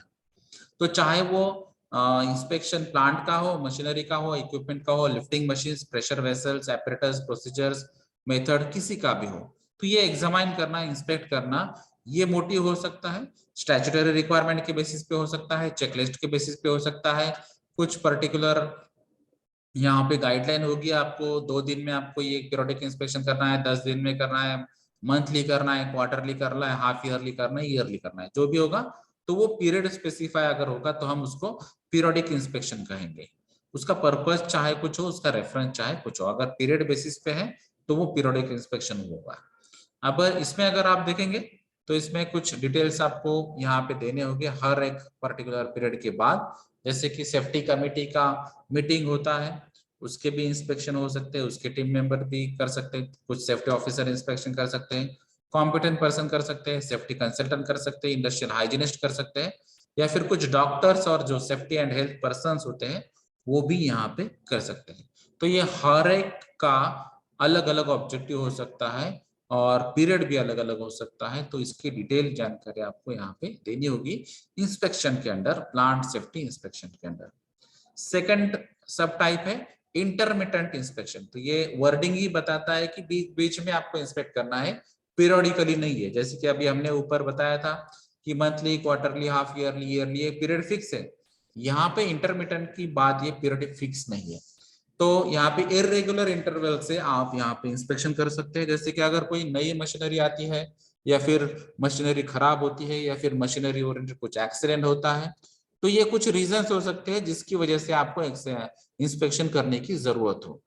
तो यहाँ पे कुछ मॉडिफिकेशन हो, कुछ एक्सीडेंट हो, या फिर न्यू प्रोसीजर, न्यू टेक्नोलॉजी, जो भी रीजन है उसके बेसिस पे अगर बीच बीच में कहीं पे इंस्पेक्शन होता है तो उसको इंटरमिटेंट इंस्पेक्शन कहते हैं। जनरल इंस्पेक्शन एक कैटेगरी है जहां पे आपको जनरल इंस्पेक्शन करना है, रूटीन देखना है। तो यहाँ पे शायद आप पार्किंग व्हीकल्स में इंस्पेक्शन कर सकते हैं, आइसोलेटेड एरियाज में इंस्पेक्शन कर सकते हैं, साइड वॉक्स या फेंसिंग या लाइटिंग या इल्यूमिनेशन रिक्वायरमेंट, ये भी यहाँ पे आप इंस्पेक्शन करते हैं। तो जनरल जो रिक्वायरमेंट्स होती है वो जनरल रिक्वायरमेंट के बेसिस पे भी आप यहाँ पे इंस्पेक्शन कर सकते हैं। फिर जो है फोर्थ है स्पेशल इंस्पेक्शन। तो स्पेशल इंस्पेक्शन में अगर आप देखेंगे तो स्पेसिफिक रिक्वायरमेंट के बेसिस पे अगर इंस्पेक्शन होता है तो उसको स्पेशल इंस्पेक्शन कहेंगे। जैसे कि सेफ्टी एनालिसिस करना है आपको, या फिर हजार्ड एनालिसिस करना है, या फिर कोई एक्सीडेंट का इन्वेस्टिगेशन करना है, वहां पे आपको इंस्पेक्शन करना है, या फिर आपको डेंजरस ऑपरेशन या कोई पर्टिकुलर प्रेशर वेसल का आपको इंस्पेक्शन करना है, या पर्टिकुलर बिल्डिंग का इंस्पेक्शन करना है, या फिर किसी ने आपको कंप्लेन की है उसके बेसिस पे आपको इंस्पेक्शन करना है, या फिर कोई न्यू इंस्टॉलेशन है, न्यू स्टोरेज मटेरियल है, या फिर न्यू स्टोरेज इक्विपमेंट है, टैंक्स है, उसके लिए, या फिर कोई नई प्रोसेस है या फिर मॉडिफाइड प्रोसेस है और स्पेशली आपको बताया गया तो उस हिसाब से भी इंस्पेक्शन हो सकता है। तो इसके लिए नंबर ऑफ रीजंस है जिसके बेसिस पे ये स्पेशल इंस्पेक्शन यहाँ पे नीड हो सकती है। तो ये मेन जो पहला टाइप था वो था प्लान इंस्पेक्शन। तो उसमें हमने पीरियोडिक, इंटरमिटेंट, जनरल और स्पेशल इंस्पेक्शन की बात की। तो सेकंड टाइप है main continuous inspection, on going inspection. तो जैसे सेफ्टी ऑफिसर या मेंटेनेंस के जो पर्सन होते हैं, मेंटेनेंस की टीम होती है या फिर इलेक्ट्रिशियंस की टीम्स होती है, तो ये रेगुलर बेसिस पे कंटिन्यू इंस्पेक्शन करते ही रहते हैं। यानी कि ये रेगुलर बेसिस पे पूरे इलेक्ट्रिकल वायर्स चेक करेंगे या फिर उसमें जो सर्किट्स होते हैं वो चेक करेंगे या सर्किट ब्रेकर्स जो होते हैं वो चेक करेंगे। तो ये सब ऑनगोइंग प्रोसेस है जिसको हम कंटिन्यूअस इंस्पेक्शन कहते हैं। तो सेफ्टी ऑफिसर को कंटिन्यूअस राउंड लेके हर एक डिपार्टमेंट में आपको चेक करना ही होता है और ये ऑनगोइंग प्रोसेस होती है। तो इसीलिए आपके कुछ यहाँ पे मेजर इक्विपमेंट्स, जो भी इक्विपमेंट्स जिनका एक्सीडेंट का पोटेंशियल है या फिर जो हजार्डस प्रोसेस है, डेंजरस ऑपरेशन से, हजार्डस मटेरियल से या केमिकल से, ऐसी चीजें आपको कंटिन्यूअस बेसिस पे इंस्पेक्ट करनी होगी जो कंटिन्यूअस इंस्पेक्शन के अंडर आ सकती है। फिर है third type main statutory inspection. तो अभी हमने बात की थी कि जो लीगल रिक्वायरमेंट होती है उनको स्टैट्यूटरी इंस्पेक्शन की रिक्वायरमेंट्स कही जाएंगी। जैसे कि फैक्ट्री एक्ट है, महाराष्ट्र फैक्ट्री रूल है, या फिर गैस सिलेंडर रूल है, डेंजरस ऑपरेशन रूल है। तो ये अलग अलग रूल्स एंड रेगुलेशन है जिसमें स्पेसिफिकली बताया गया है कि आपको ये पर्टिकुलर चेकलिस्ट के हिसाब से इंस्पेक्शन करना ही होगा, तो वो स्टैट्यूटरी इंस्पेक्शन के अंडर आएगा। तो जो भी कंप्लायंस होगी वो आपको यहाँ पे कंप्लाई करनी होगी और जो भी यहाँ पे गैप्स होंगे तो वो आपको फुलफिल करने होंगे। तो इंस्पेक्टर ने या फिर ऑडिटर ने या सेफ्टी ऑडिटर ने अगर कुछ आपको स्पेसिफिक बात कही है तो वो भी आपको यहाँ पे सेटिस्फाई करनी होगी। तो इसमें जो इंस्पेक्टर्स आते हैं तो उनकी पावर और उनकी ये ड्यूटी है कि जो भी स्टैट्यूटरी रिक्वायरमेंट होगी उसके हिसाब से वो भी इंस्पेक्शन कर सकते हैं। तो आपको खुद से प्रिपरेशन करना है ये बात अलग है, लेकिन फैक्ट्री इंस्पेक्टर को या इंस्पेक्टर ऑफ फैक्ट्रीज को यहाँ पे इंस्पेक्शन करना ये उनकी ड्यूटी है। और उनके पावर के अंडर अगर उनको लगता है कि यहाँ पे बहुत सारे कंप्लायंसेस सेटिस्फाई नहीं हो रहे जिनकी वजह से प्रॉब्लम हो सकता है, मेजर एक्सीडेंट हो सकता है, तो वो आपको वार्निंग दे सकते हैं, आपको रिटर्न में बात बता सकते हैं और इवन प्रोडक्शन या फिर टोटल प्लांट भी वहां पे क्लोज कर सकते हैं। इतने पावर्स इसमें स्टैट्यूटरी इंस्पेक्शन में रहते हैं जो इंस्पेक्टर को दिए जाते हैं। अभी ये जो प्रोसेस होती है प्रोसेस प्लांट सेफ्टी इंस्पेक्शन की, इसमें नॉर्मली जो पैरामीटर्स आते हैं वो पैरामीटर से साउंड नॉलेज ऑफ प्लांट, कि आपको टोटल प्लांट का टोटल नॉलेज होना चाहिए, उसके रिलेवेंट स्टैंडर्ड्स मालूम होने चाहिए, उसके कोड्स मालूम होने चाहिए, उसके रूल्स एंड रेगुलेशंस मालूम होने चाहिए, जो भी आप इंस्पेक्शन कर रहे हैं उसके सिस्टमैटिक स्टेप्स और उसकी जो चेकलिस्ट है वो आपको क्लियर होनी चाहिए। जो मेथड आप यूज कर रहे हैं, डाटा यहाँ पे कलेक्ट करना या फिर उसको इवेल्युएट करना या फिर उसके बेसिस पे आपको अलग अलग रिपोर्ट्स बनाने हैं, ग्राफिकल रिपोर्ट हो, टेबल के फॉर्म में रिपोर्ट हो, टेबुलर फॉर्म में, या फिर आपको कहीं पे कुछ एनिमेशंस बनाना है, वीडियोस बनानी, जो भी आपको करना है तो ये मेथड भी आप एडॉप्ट कर सकते हैं। तो ये आपका जो यहाँ पे इंस्पेक्शन होगा तो ये जो फैक्ट फाइंडिंग तरीके होंगे जो चेकलिस्ट के हिसाब से होंगे और जो फ्रेंड लाइक यहाँ पे आपका बिहेवियर होना चाहिए उस हिसाब से होंगे, लेकिन सीरियसली होंगे। तो ये आपको पोलाइटनेस से आपको कुछ बातें पूछनी है, आपको ऑब्जर्व करनी है और आपको बाकी लोगों को गाइड भी करना है। तो ये बहुत सारी बातें यहाँ पे आ सकती है। जैसे हम नॉर्मली एक्सप्लेनेशन के लिए या क्वेश्चंस के लिए पूछ सकते हैं व्हाट, व्हाई और हाउ। ये तीनों चीजों के बेसिस पे बहुत सारी इंस्पेक्शन की प्रॉब्लम्स या डेटा यहाँ पे सॉल्व हो सकता है। उसमें फिर मेजरली आपको चेक करना है एक्सीडेंट या एक्सीडेंट ओरिएंटेड कंडीशंस, या फिर जो अनसेफ वर्किंग प्रैक्टिसेस, या फिर अगर कोई प्रॉब्लम होता है तो उसके अल्टरनेटिव्स क्या होते हैं, रेमेडियल मेजर्स क्या होते हैं, उसके बारे में आपको यहाँ पे जानकारी देनी है या फिर इंस्पेक्शन में चेक करना है।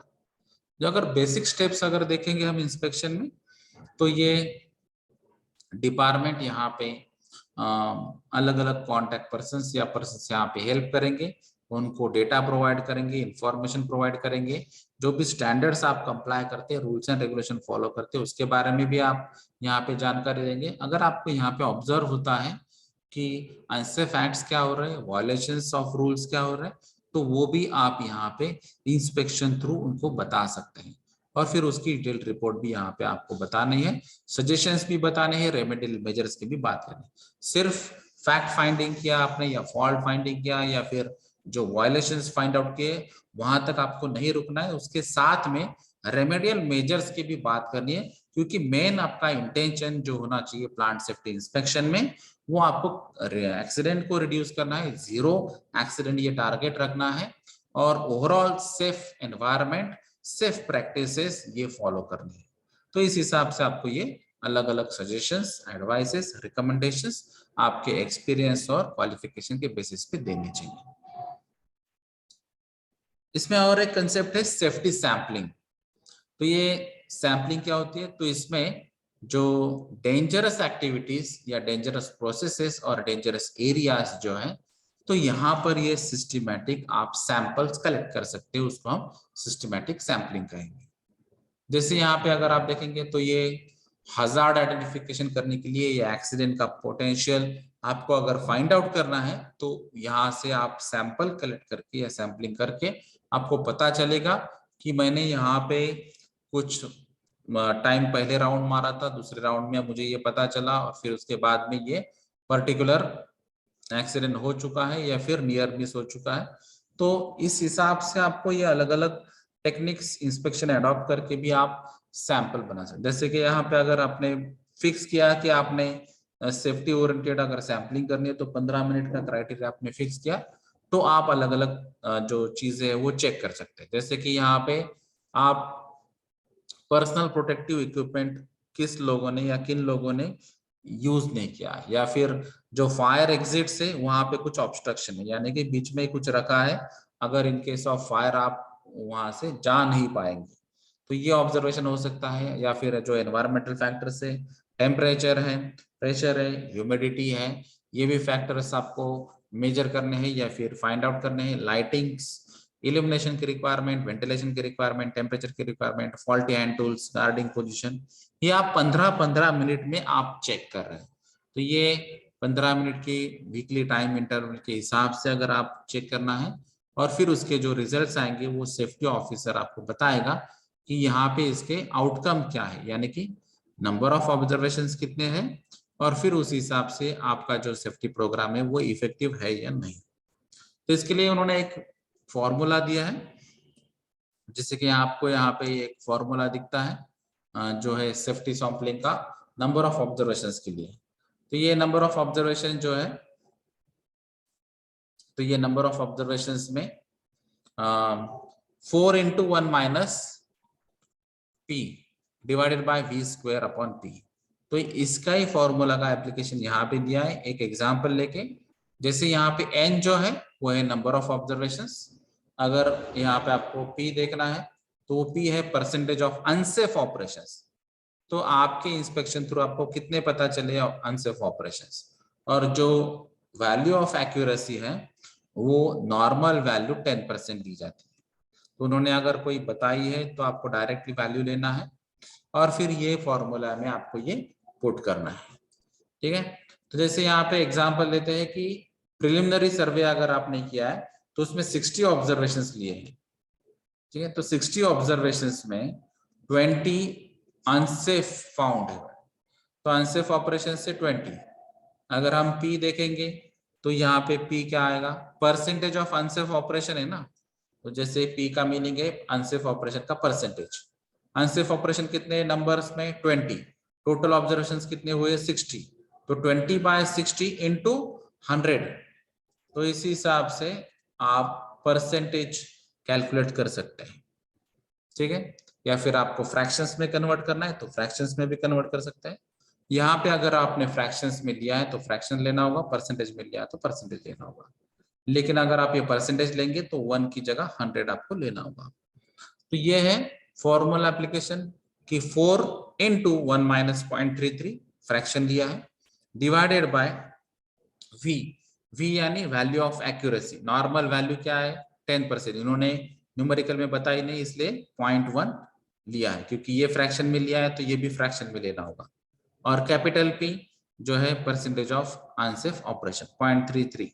तो ये अप्लाई करने के बाद आपको पता चला कि जो नंबर ऑफ ऑब्जर्वेशंस है वो उसमें 812.12 है। तो ये कितने सैंपल्स आप ले रहे हैं और उसमें फिर ऑब्जर्व क्या हो रहा है उसके बेसिस पे आप ये कैलकुलेशन कर सकते हैं।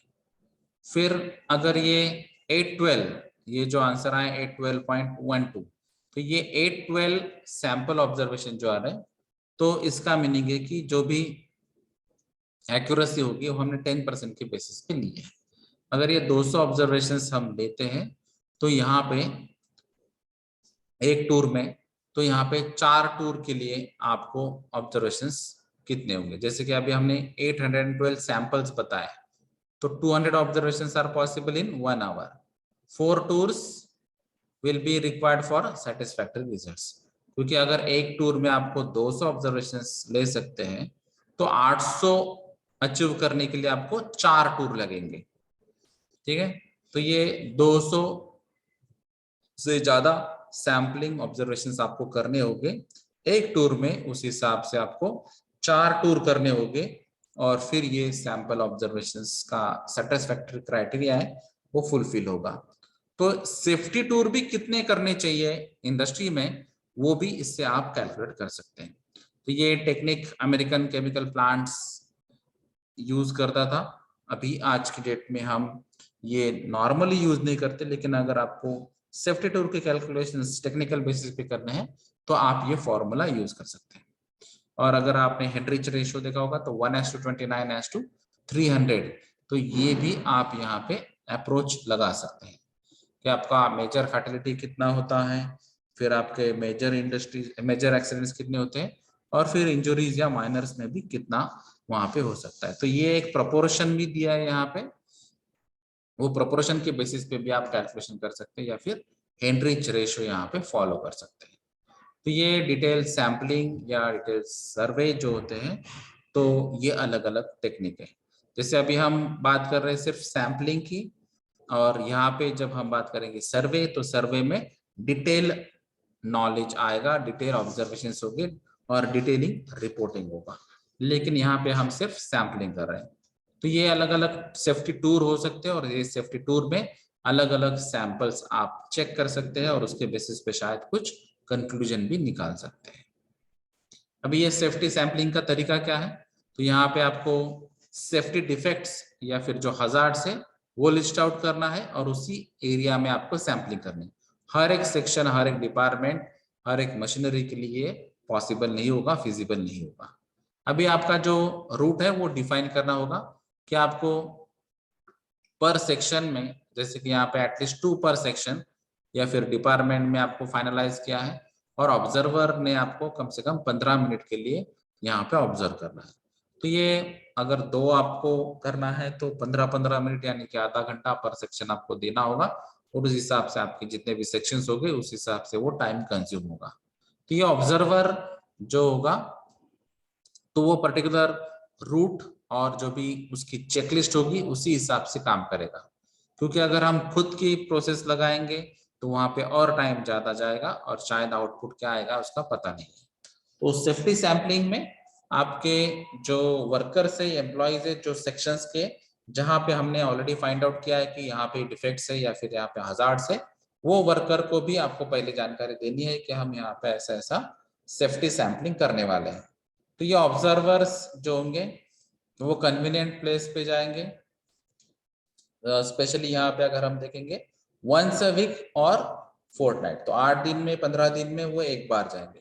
तो ऑब्जर्वर यहाँ पे जो रूटीन होगा उसका वो रूटीन भी यहाँ पे चेक कर सकते हो, वो सिंगल पर्सन हैंड कर सकता है और उसके लिए भी एक स्पेसिफिक शीट रहती है, वो शीट के हिसाब से वो मार्किंग भी वहां पे करते जाएगा। अगर डिफेक्ट्स वहां पे फाउंड होते हैं तो वो इमीडिएटली सुपरवाइजर या डिपार्टमेंट हेड को बताएगा, और वहां पे अगर इमीडिएट एक्शन रिक्वायर्ड होगी तो वो इमीडिएट एक्शन होगी। अगर आप एक्शन बाद में भी ले सकते हैं उस हिसाब से होगा, तो उसी हिसाब से उनको सजेशन दिए जाएंगे। तो ये सैम्पलिंग चेकलिस्ट जो भी होगी, समरी शीट्स भी होंगी, उसके बेसिस पे ग्राफ बनेगा, और ये ग्राफिकल रिप्रेजेंटेशन के बेसिस पे आप ये टॉप मैनेजमेंट को इजीली कन्वे कर पाएंगे, या सेफ्टी कमिटी में भी ये आप बता पाएंगे कि हमने ये सेफ्टी सैम्पलिंग कितने हैं किए हैं और इसकी ये ऑब्जर्वेशन और कंक्लूजन। इसका मेन एडवांटेज क्या है कि यहाँ पे अगर वीक बाय वीक आपको पता चले कि अगर हमने जैसे ऑब्जर्वेशन में बताया कि हर हफ्ते में आपको 15 मिनट देने हैं, या फिर 1 या 2 बार आपको ये टूर करना है, तो ये वीक बाय वीक आपको ये पिक्चर क्लियर होता जाएगा, और जो आपका एक्सीडेंट पोटेंशियल होता है वो आपको क्लियर होता जाएगा, और फिर आप जीरो एक्सीडेंट या एक्सीडेंट रिडक्शन के बारे में बहुत अच्छी तरीके से समझ पाएंगे। तो डिफेक्ट्स जो होंगे वो क्लियर होंगे और एक एक सिंगल वीक में, इसलिए आपको टाइम स्पैन भी मिल जाएगा कि आप नेक्स्ट वीक में क्या कर सकते हैं, उसके नेक्स्ट वीक में क्या कर सकते हैं, उसके हिसाब से प्लानिंग भी कर सकते हैं। जो सुपरवाइजर्स होंगे वो भी, उनको भी मालूम होगा कि यहाँ पे सैम्पलिंग होती है, ये ऑफिसर्स आते हैं, इसलिए वो भी जो भी एसओपीज होंगे या जो अनसेफ प्रैक्टिसेस या अनसेफ कंडीशंस जो भी होंगी उसके हिसाब से भी वो थोड़ा सा अलर्ट रहेंगे, और फिर अच्छी तरीके से काम करेंगे, बाकी वर्कर्स या एम्प्लॉयज को भी वो अच्छी तरीके से गाइड करेंगे। तो जो भी सुपरवाइजर या मैनेजर जो आते हैं वो स्पॉट पे भी आपको बता सकते हैं कि यहाँ पे ये हमने ऑब्जर्वेशन किया है, ये फॉल्ट फाइंड किया है, या फिर ये पर्टिकुलर हजार्ड फाइंड आउट किया है, और उसके बेसिस पे आपने क्या काम करना चाहिए। तो ये इमीडिएट एक्शन होने की वजह से, या फिर सुपरवाइजर अलर्ट होने की वजह से, या फिर वीकली बेसिस पे ये एक्सीडेंट पोटेंशियल फाइंड आउट करने की वजह से यहाँ पे मेजर एक्सीडेंट होने के चांसेस बहुत कम हो जाते हैं। तो ये कुछ पॉइंट्स है जहाँ पे ये सैम्पलिंग चेकलिस्ट आप बना सकते हैं, जैसे कि ये प्रोटेक्टिव इक्विपमेंट के लिए कुछ चेकलिस्ट है। यहाँ पे आपने गार्ड्स अगर यूज नहीं किया या फिर मिस यूज किया है, या फिर फायर एक्सटिंग्विशर से, फर्स्ट एड बॉक्सेस से, सेफ्टी नोटिस से, या फिर मशीन अंडर रिपेयर है, या फिर प्रोटेक्टिव क्लोथिंग ओरिएंटेड है, तो यहाँ पर भी सिमिलर गाइडलाइंस हो सकती है। स्पेसिफिकली गॉगल अगर डिफेक्टिव है, या फिर मास्क डिफेक्टिव है, या फिर ग्लोव्स डिफेक्टिव है, हेलमेट्स डिफेक्टिव है, तो यहाँ पर भी ये ऑब्जर्व हो सकता है और आपको उसको रिप्लेस करने के लिए सजेशन आ सकते हैं। कुछ हाउसकीपिंग के ओरिएंटेड भी इश्यूज हो सकते हैं, जैसे कि आपके जो पैसेज वे है, स्टेयर वेज है, स्लिपरी सर्फेसेस है या पैचेस है, केमिकल स्पिलेज हो चुका है, या फिर ब्लॉक ड्रेन से या ट्रिपिंग हजार्ड से, वो भी आपको रेगुलरली चेक करना है। तो ये भी चेकलिस्ट के पॉइंट्स हो सकते हैं।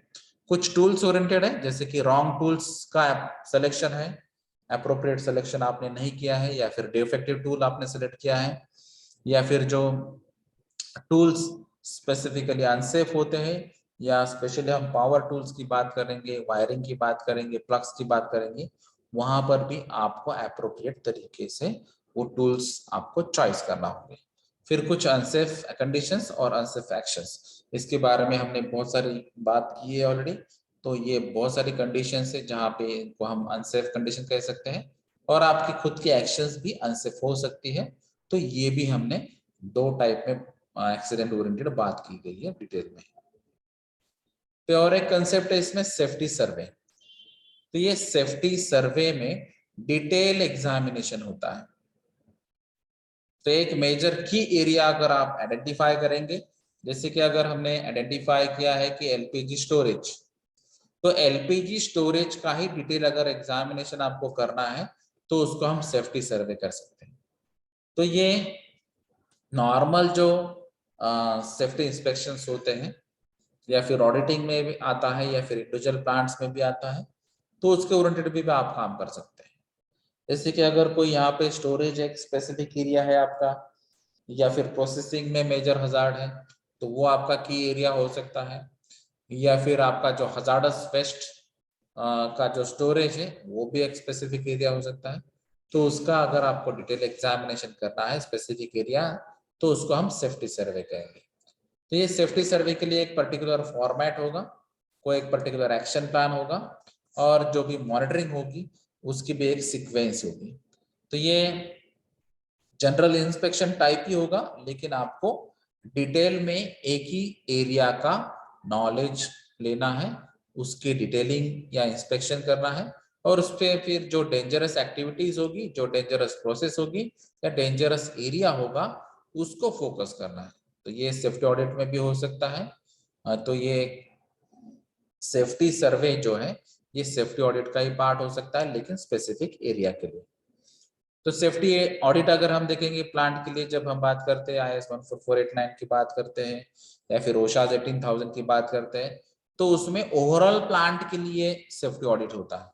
यानी कि प्लांट का हर एक सेक्शन, हर एक डिपार्टमेंट डिटेल में एग्जामाइन करना, ये फोकस होता है, इंटेंशन होता है। लेकिन सेफ्टी सर्वे में स्पेसिफिक या की एरिया जो आपने आइडेंटिफाई किया है उसी को आपको डिटेल एग्जामाइन करना है। तो ये एक मेजर डिफरेंस है सेफ्टी ऑडिट में और सेफ्टी सर्वे में। तो ये जो भी अभी जैसे अगर हमने बताया कि एलपीजी स्टोरेज आपका अगर आपने की एरिया फाइंड आउट किया है, तो एलपीजी ओरिएंटेड जो भी एक्सपर्ट्स को जानकारी होती है, एलपीजी के कैरेक्टरिस्टिक्स क्या होते हैं, एलपीजी के जो स्टोरेज टैंक्स की रिक्वायरमेंट क्या होती है, उसकी टेक्निकल स्पेसिफिकेशन क्या होनी चाहिए, या फिर ये एक फ्लेमेबल और एक्सप्लोसिव केमिकल है तो इसका एमएसडीएस और उसके ओरिएंटेड जो फायर हजार्ड, एक्सप्लोसिव हजार्ड्स, और फिर यहाँ पे क्या क्या प्रॉब्लम हो सकते हैं और उसको प्रिवेंट कैसे किया जाए या फिर स्टोरेज को प्रोटेक्ट कैसे किया जाए, इसका जो एक्सपर्टाइज पर्सन होगा उन्हीं को ये टीम में रखना चाहिए, तभी ये सेफ्टी सर्वे यूजफुल होगा। और एक कंसेप्ट है इसमें सेफ्टी स्टडी। तो जैसे अभी हमने सेफ्टी सर्वे में डिटेल एग्जामिनेशन की बात की, उसी हिसाब से आपको एक पर्टिकुलर एरिया सेलेक्ट करना है और वहां पे क्रिटिकली स्टडी करना है। तो यहाँ पे क्रिटिकली स्टडी का मीनिंग है कि आप माइक्रो लेवल पे जाके आपको स्टडी करना है। तो हमने अभी सेफ्टी सर्वे में देखा कि डिटेल एग्जामिनेशन है, लेकिन वो ओवरऑल होगा। अभी यहाँ पे अगर कोई स्पार्क होता है एलपीजी के केस में, तो स्पार्क के जो सोर्सेस है वो क्या क्या हो सकते हैं। अगर डायरेक्ट सनलाइट के अंडर आप रखते हैं एलपीजी टैंक्स, तो डायरेक्ट सनलाइट का मैक्सिमम टेम्परेचर क्या जाता है, या फिर जो एलपीजी का जो फ्लेमेबल रेंज है या एक्सप्लोजिव रेंज है वो कितना है, या फिर जो मेटल हम यूज कर रहे हैं वो मेटल करोजन की वजह से अगर प्रॉब्लम होता है या फिर गैस्केट्स के प्रॉब्लम होते हैं, रबर गैसेट्स का इश्यू होता है, तो ऐसी जगह माइक्रो लेवल पे भी जो आप स्टडी कर सकते हैं, वो आपको स्टडी करना है, तो उसको हम सेफ्टी स्टडी कहते हैं। तो ये सिमिलर लगने वाली बहुत सारी चीजें हैं, लेकिन हर एक का इंटेंशन और कंसेप्ट अलग अलग है। तो यहाँ पर आपको स्टडी रिपोर्ट भी बनाना होगा, जहाँ पे जो भी आपको कंसर्न लगते हैं वो कंसर्न आप यहाँ पे सबमिट कर सकते हैं। तो ये एक पर्टिकुलर प्रोफार्मा या फॉर्मेट्स में इसको सबमिट करना पड़ता है। जो भी आपके रिकमेंडेशंस होते हैं, रेमेडियल मेजर्स होते हैं, आपको वो भी यहाँ पे पॉइंट आउट करके लिखने। तो जो भी पर्टिकुलर सेक्शन होगा, डिपार्टमेंट होगी, प्रोसेस होगी, वो आपको फाइंड आउट करना है। उसके बाद में फिर जो भी डिफेक्ट्स है वो आपको फाइंड आउट करना है। अलग अलग तरीके से आप ये कर सकते हैं, जैसे कि हैजॉब स्टडी है, हैजन स्टडी है, एफटीए स्टडी है, या फिर ऐसे कोई टेक्निक्स आपको यूज करना है और फिर उसकी डिटेलिंग करनी है, तो वो आप सेफ्टी स्टडी के अंडर कर सकते हैं। तो ये मेनली वापस से यही मेन इंटेंशन है कि जीरो एक्सीडेंट रखना है, मिनिमाइज हजार्ड्स करना है, और जो भी प्रिवेंटिव मेजर्स है उसी हिसाब से आपको ये सेफ्टी स्टडी करवा लेनी है, क्योंकि ये क्रिटिकल एग्जामिनेशन है।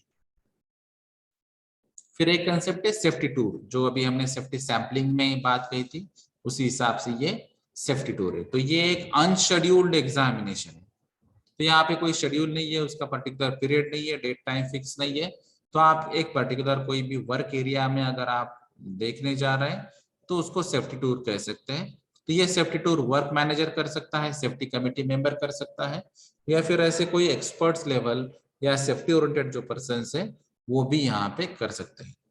उनका सिर्फ मेन इंटेंशन इतना ही है, जो भी हमने स्टैंडर्ड्स यहाँ पे पॉलिसी में मेंशन किया है, या फिर जो हाउसकीपिंग प्रोसेस हमने मेंशन किए हैं, या फिर जो हजार्ड्स रिमूव करने की, एलिमिनेट करने की, मिनिमाइज करने की बात कही है, वो सारी चीजें यहाँ पे हो रही है या नहीं हो रही, तो बस उसको देखने के लिए आप ये सेफ्टी टूर कर सकते हैं।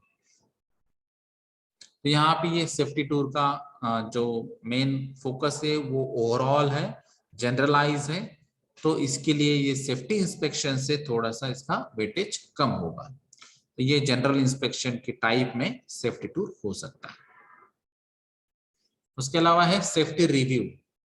तो ये अनसेफ कंडीशंस जो होगी या फिर ऑपरेटिंग प्रोसीजर कुछ स्पेसिफिक नहीं होगी, तो उसको आइडेंटिफाई करना है आपको, और जिनकी वजह से यहाँ पे एक्सीडेंट होने के चांसेस है वो आपको मेन फोकस करना है। तो प्लांट्स में ऐसे कुछ प्रोसीजर्स है, कुछ ऑपरेशंस है, कुछ मेंटेनेंस एक्टिविटीज है जहाँ पे आपको पर्टिकुलर स्टैंडर्ड फॉलो करना ही होगा और फिर एक्सीडेंट के चांसेस कम करने होंगे। तो ये प्रोसीजर में आपको रिव्यू करना है। तो ये जो भी सेफ्टी के हमने अलग अलग तरीके देखे हैं उसमें आपको रिव्यू करना होगा। तो जैसे यहाँ पे कुछ न्यू टेक्नोलॉजी आती है और फिर न्यू टेक्नोलॉजी में एग्जिस्टिंग हजार्ड्स क्या आते हैं, फिर इसको मिनिमाइज कैसे कर सकते हैं उसका रिव्यू लेना चाहिए। अगर ये ऑपरेटिंग प्रोसीजर हमने पहले ही बनाई है लेकिन अभी कुछ प्रॉब्लम्स की वजह से इसको रिवाइज अगर करना होगा या फिर किसी ने वैलिड सजेशन दिया होगा तो वहां पर भी ये रिव्यू बन सकता है। या फिर आपको लगता है कि मेंटेनेंस एक्टिविटी का जो तरीका है वो चेंज करना चाहिए, या जो मेंटेनेंस के टूल्स है वो चेंज करनी चाहिए, या मेंटेनेंस की मेथड ही चेंज करनी चाहिए, तो वहां पर भी रिव्यू हो सकता है। या फिर जो पर्टिकुलर पर्सन्स है वो पर्टिकुलर जो मेनली प्रोसेस हजार्ड्स ओरिएंटेड काम करते हैं, तो वहां पे अगर उनको कुछ आइडेंटिफाई होता है तो वो पर्सन्स के ओरिएंटेड भी रिव्यू हो सकता है, वो प्रोसेस ओरिएंटेड भी रिव्यू हो सकता है। तो रिव्यू यानी आपको जो भी हमने फाइनलाइज किया है, जो भी प्रोसेस चल रही है उसको फिर से चेक करना। उसमें आपको लगता है कि रिव्यू के बाद कि आपको कुछ करेक्शंस करने हैं, मॉडिफिकेशंस करने, तो भी आप कर सकते हैं। तो ये सेफ्टी रिव्यू में आएगा। फिर सेफ्टी इन्वेंटरी सिस्टम। तो यहाँ पे आपको ये जो मेथड है इसमें आपको क्वांटिटी जो है हजार्डस मटेरियल की वो एनालाइज करना है।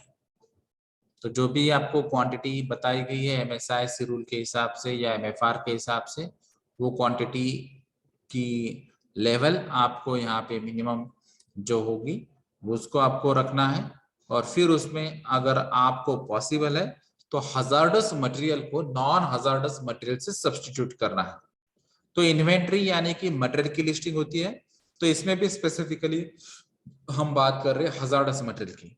तो हजार्डस मटेरियल की वजह से बहुत सारे प्रॉब्लम्स होते हैं, जैसे कि यहाँ पे हजार्डस मटेरियल की वजह से डैमेजेस हो सकते हैं ब्रेन्स को, लंग्स को या अदर ऑर्गन्स को, और ये हेल्थ पे एडवर्सली इफेक्ट करता है। इसीलिए हमको ढूंढना है कि हजार्डस मटेरियल की जगह सेम प्रॉपर्टी या सिमिलर प्रॉपर्टी वाला नॉन हजार्डस मटेरियल अगर कोई होगा तो वहां पे वो सब्स्टिट्यूट होना चाहिए। तो अगर ऐसा होता है तो ये सेफ्टी इन्वेंटरी सिस्टम के अंडर आएगा।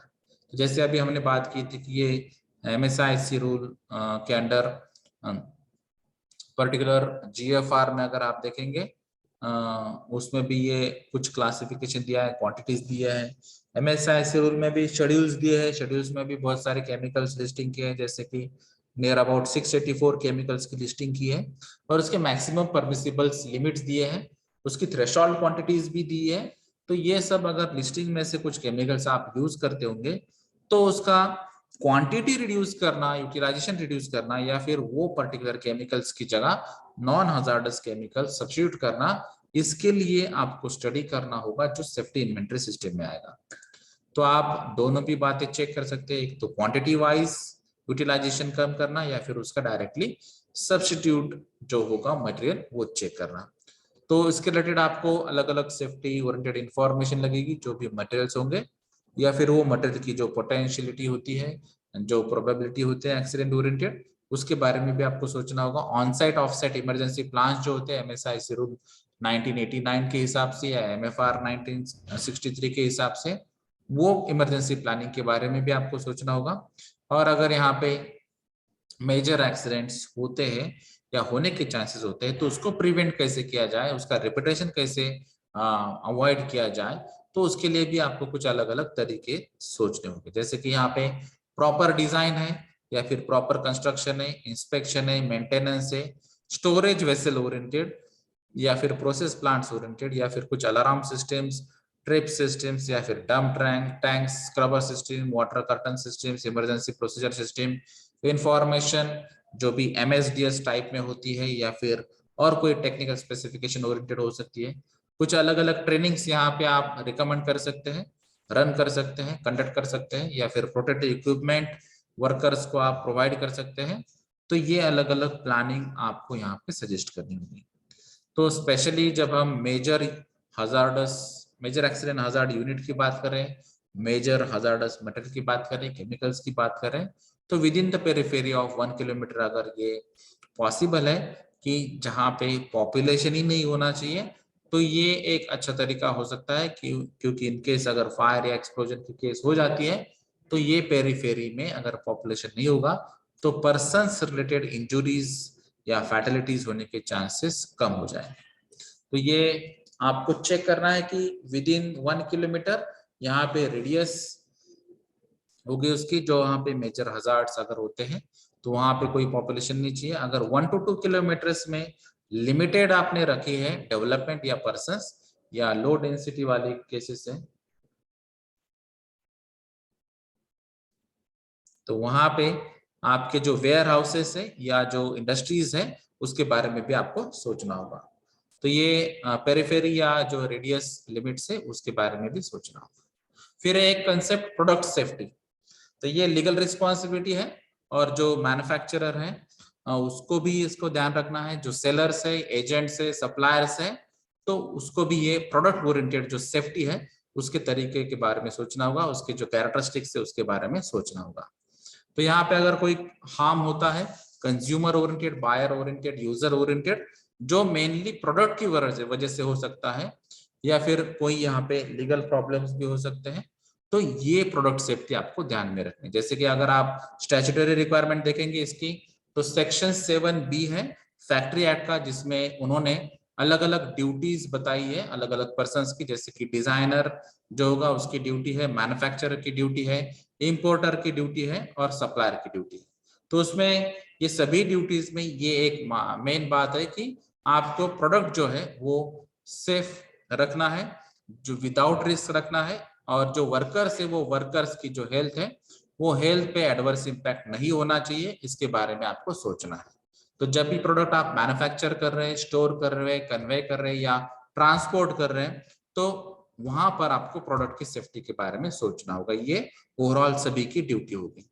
तो ये कुछ यहाँ पे टेस्ट आपको करवा ले सकते हैं, या फिर कुछ टेस्ट थ्रू ये प्रोडक्ट पास करवा सकते हैं, या फिर जो इंफॉर्मेशन है safety point of view, MSDS point of view, तो यही भी आप यहाँ पे लागू कर सकते हैं, या फिर अलग अलग इंडियन स्टैंडर्ड्स या फॉरेन स्टैंडर्ड्स भी आप यहाँ पे फॉलो कर सकते हैं। और फिर प्रोडक्ट सेफ तरीका क्या होगा उसका हैंडल करने का, प्रोड्यूस करने का, सप्लाई करने का, ट्रांसपोर्ट करने का, उसके बारे में आपको एक स्टैंडर्ड गाइडलाइन बनानी होगी। तो जब भी आप मैन्युफैक्चरिंग के पॉइंट ऑफ व्यू देखेंगे तो उसकी प्लानिंग, डिजाइनिंग, प्रोड्यूसिंग, इसके बारे में भी आपको सोचना है। एडिक्वेट जो भी वार्निंग सिंबल्स होंगे या फिर प्रिकॉशनरी मेजर्स होंगे उसके बारे में भी आपको सोचना है, डिस्प्ले करना है और ट्रेनिंग भी देना है। तो जो भी वारंटीज वगैरह रहती है तो वो भी रिटर्न में देना है। और यहाँ पे आपको safety point of view product के बारे में सोचना है। ये है प्रोडक्ट सेफ्टी। अगर आप देखेंगे तो कंज्यूमर प्रोटेक्शन एक्ट है, तो जहां पे कंज्यूमर प्रोटेक्शन एक्ट में कंज्यूमर्स काउंसिल जो होते हैं आपके कंट्री में, तो हमारे कंट्रीज में भी है, तो वहां पर भी प्रोडक्ट के ओरिएंटेड यहाँ पे प्रोविजन दी गई है, प्रावधान दिया है।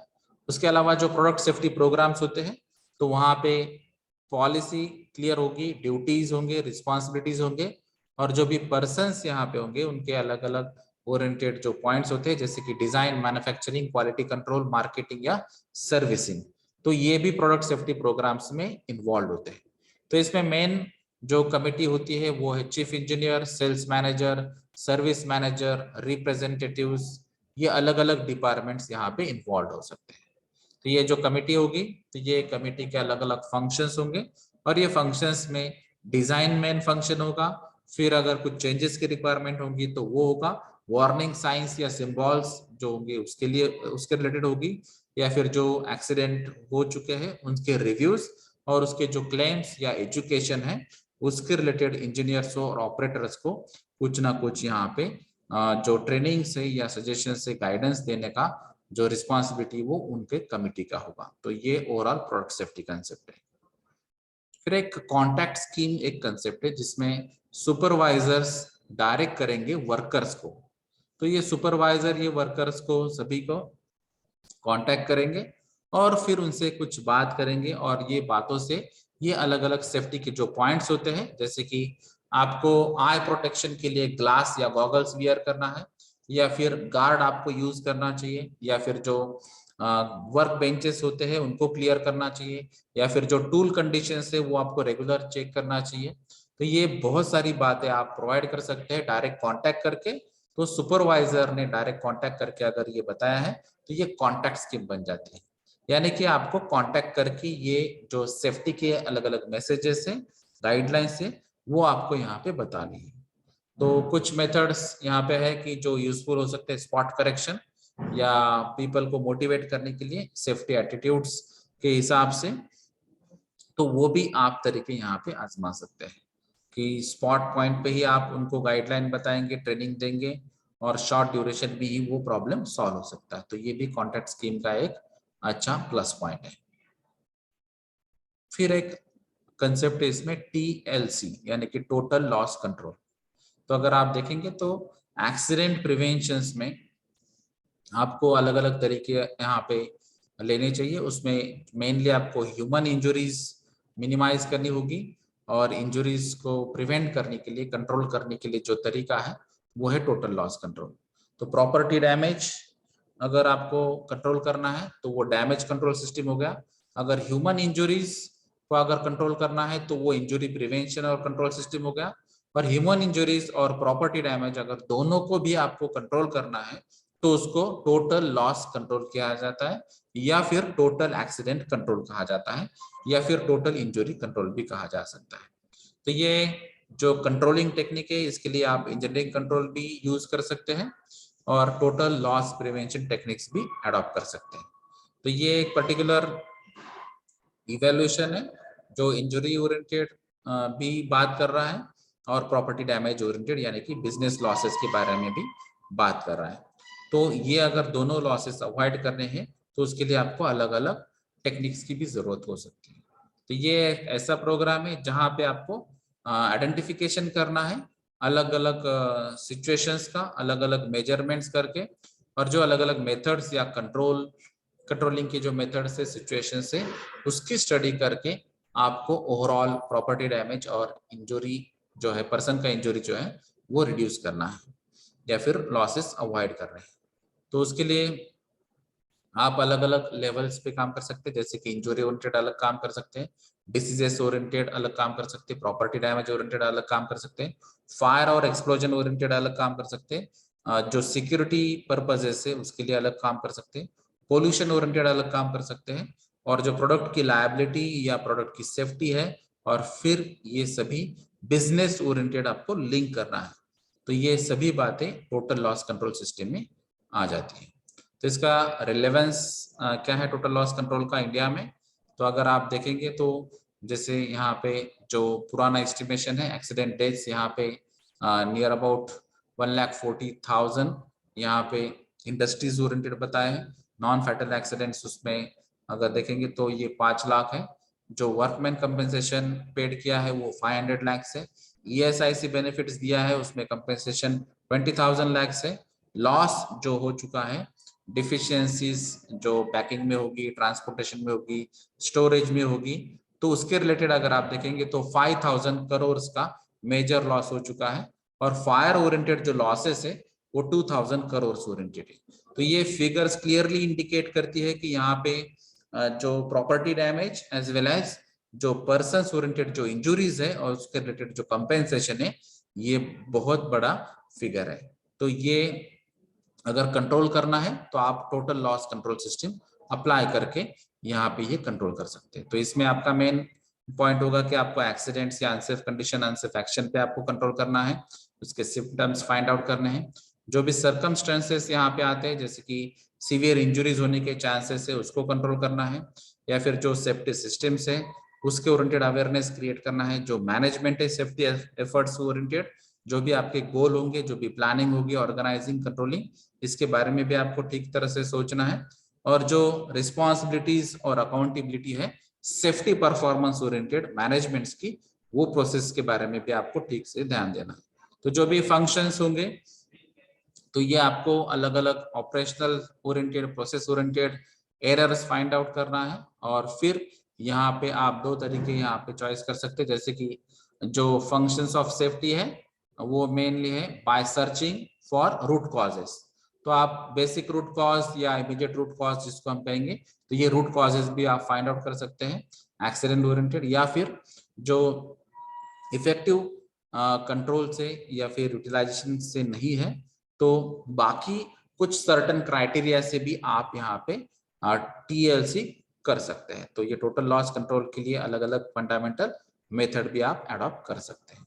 तो इसमें अगर मैनेजमेंट करना है तो आपको रिस्क डिपार्टमेंट, रिस्क मैनेजर या जो डिपार्टमेंट ऑफ हेड्स होते हैं, ये सभी को यहाँ पे उसका एक्सपीरियंस या क्वालिटी जो है उसका यूज करना होगा, और टोटल लॉस कंट्रोल पॉलिसी जो है वो कंपनी के लिए बनानी होगी।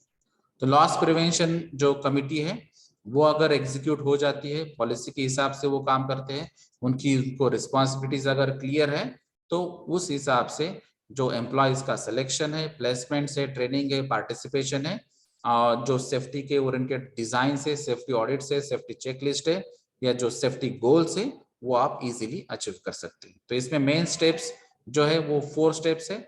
एक है आइडेंटिफिकेशन ऑफ हजार्ड, दूसरा evaluation of hazards, detail analysis, planning and implementation measures to reduce the hazards, और फ्रीक्वेंट रिव्यू।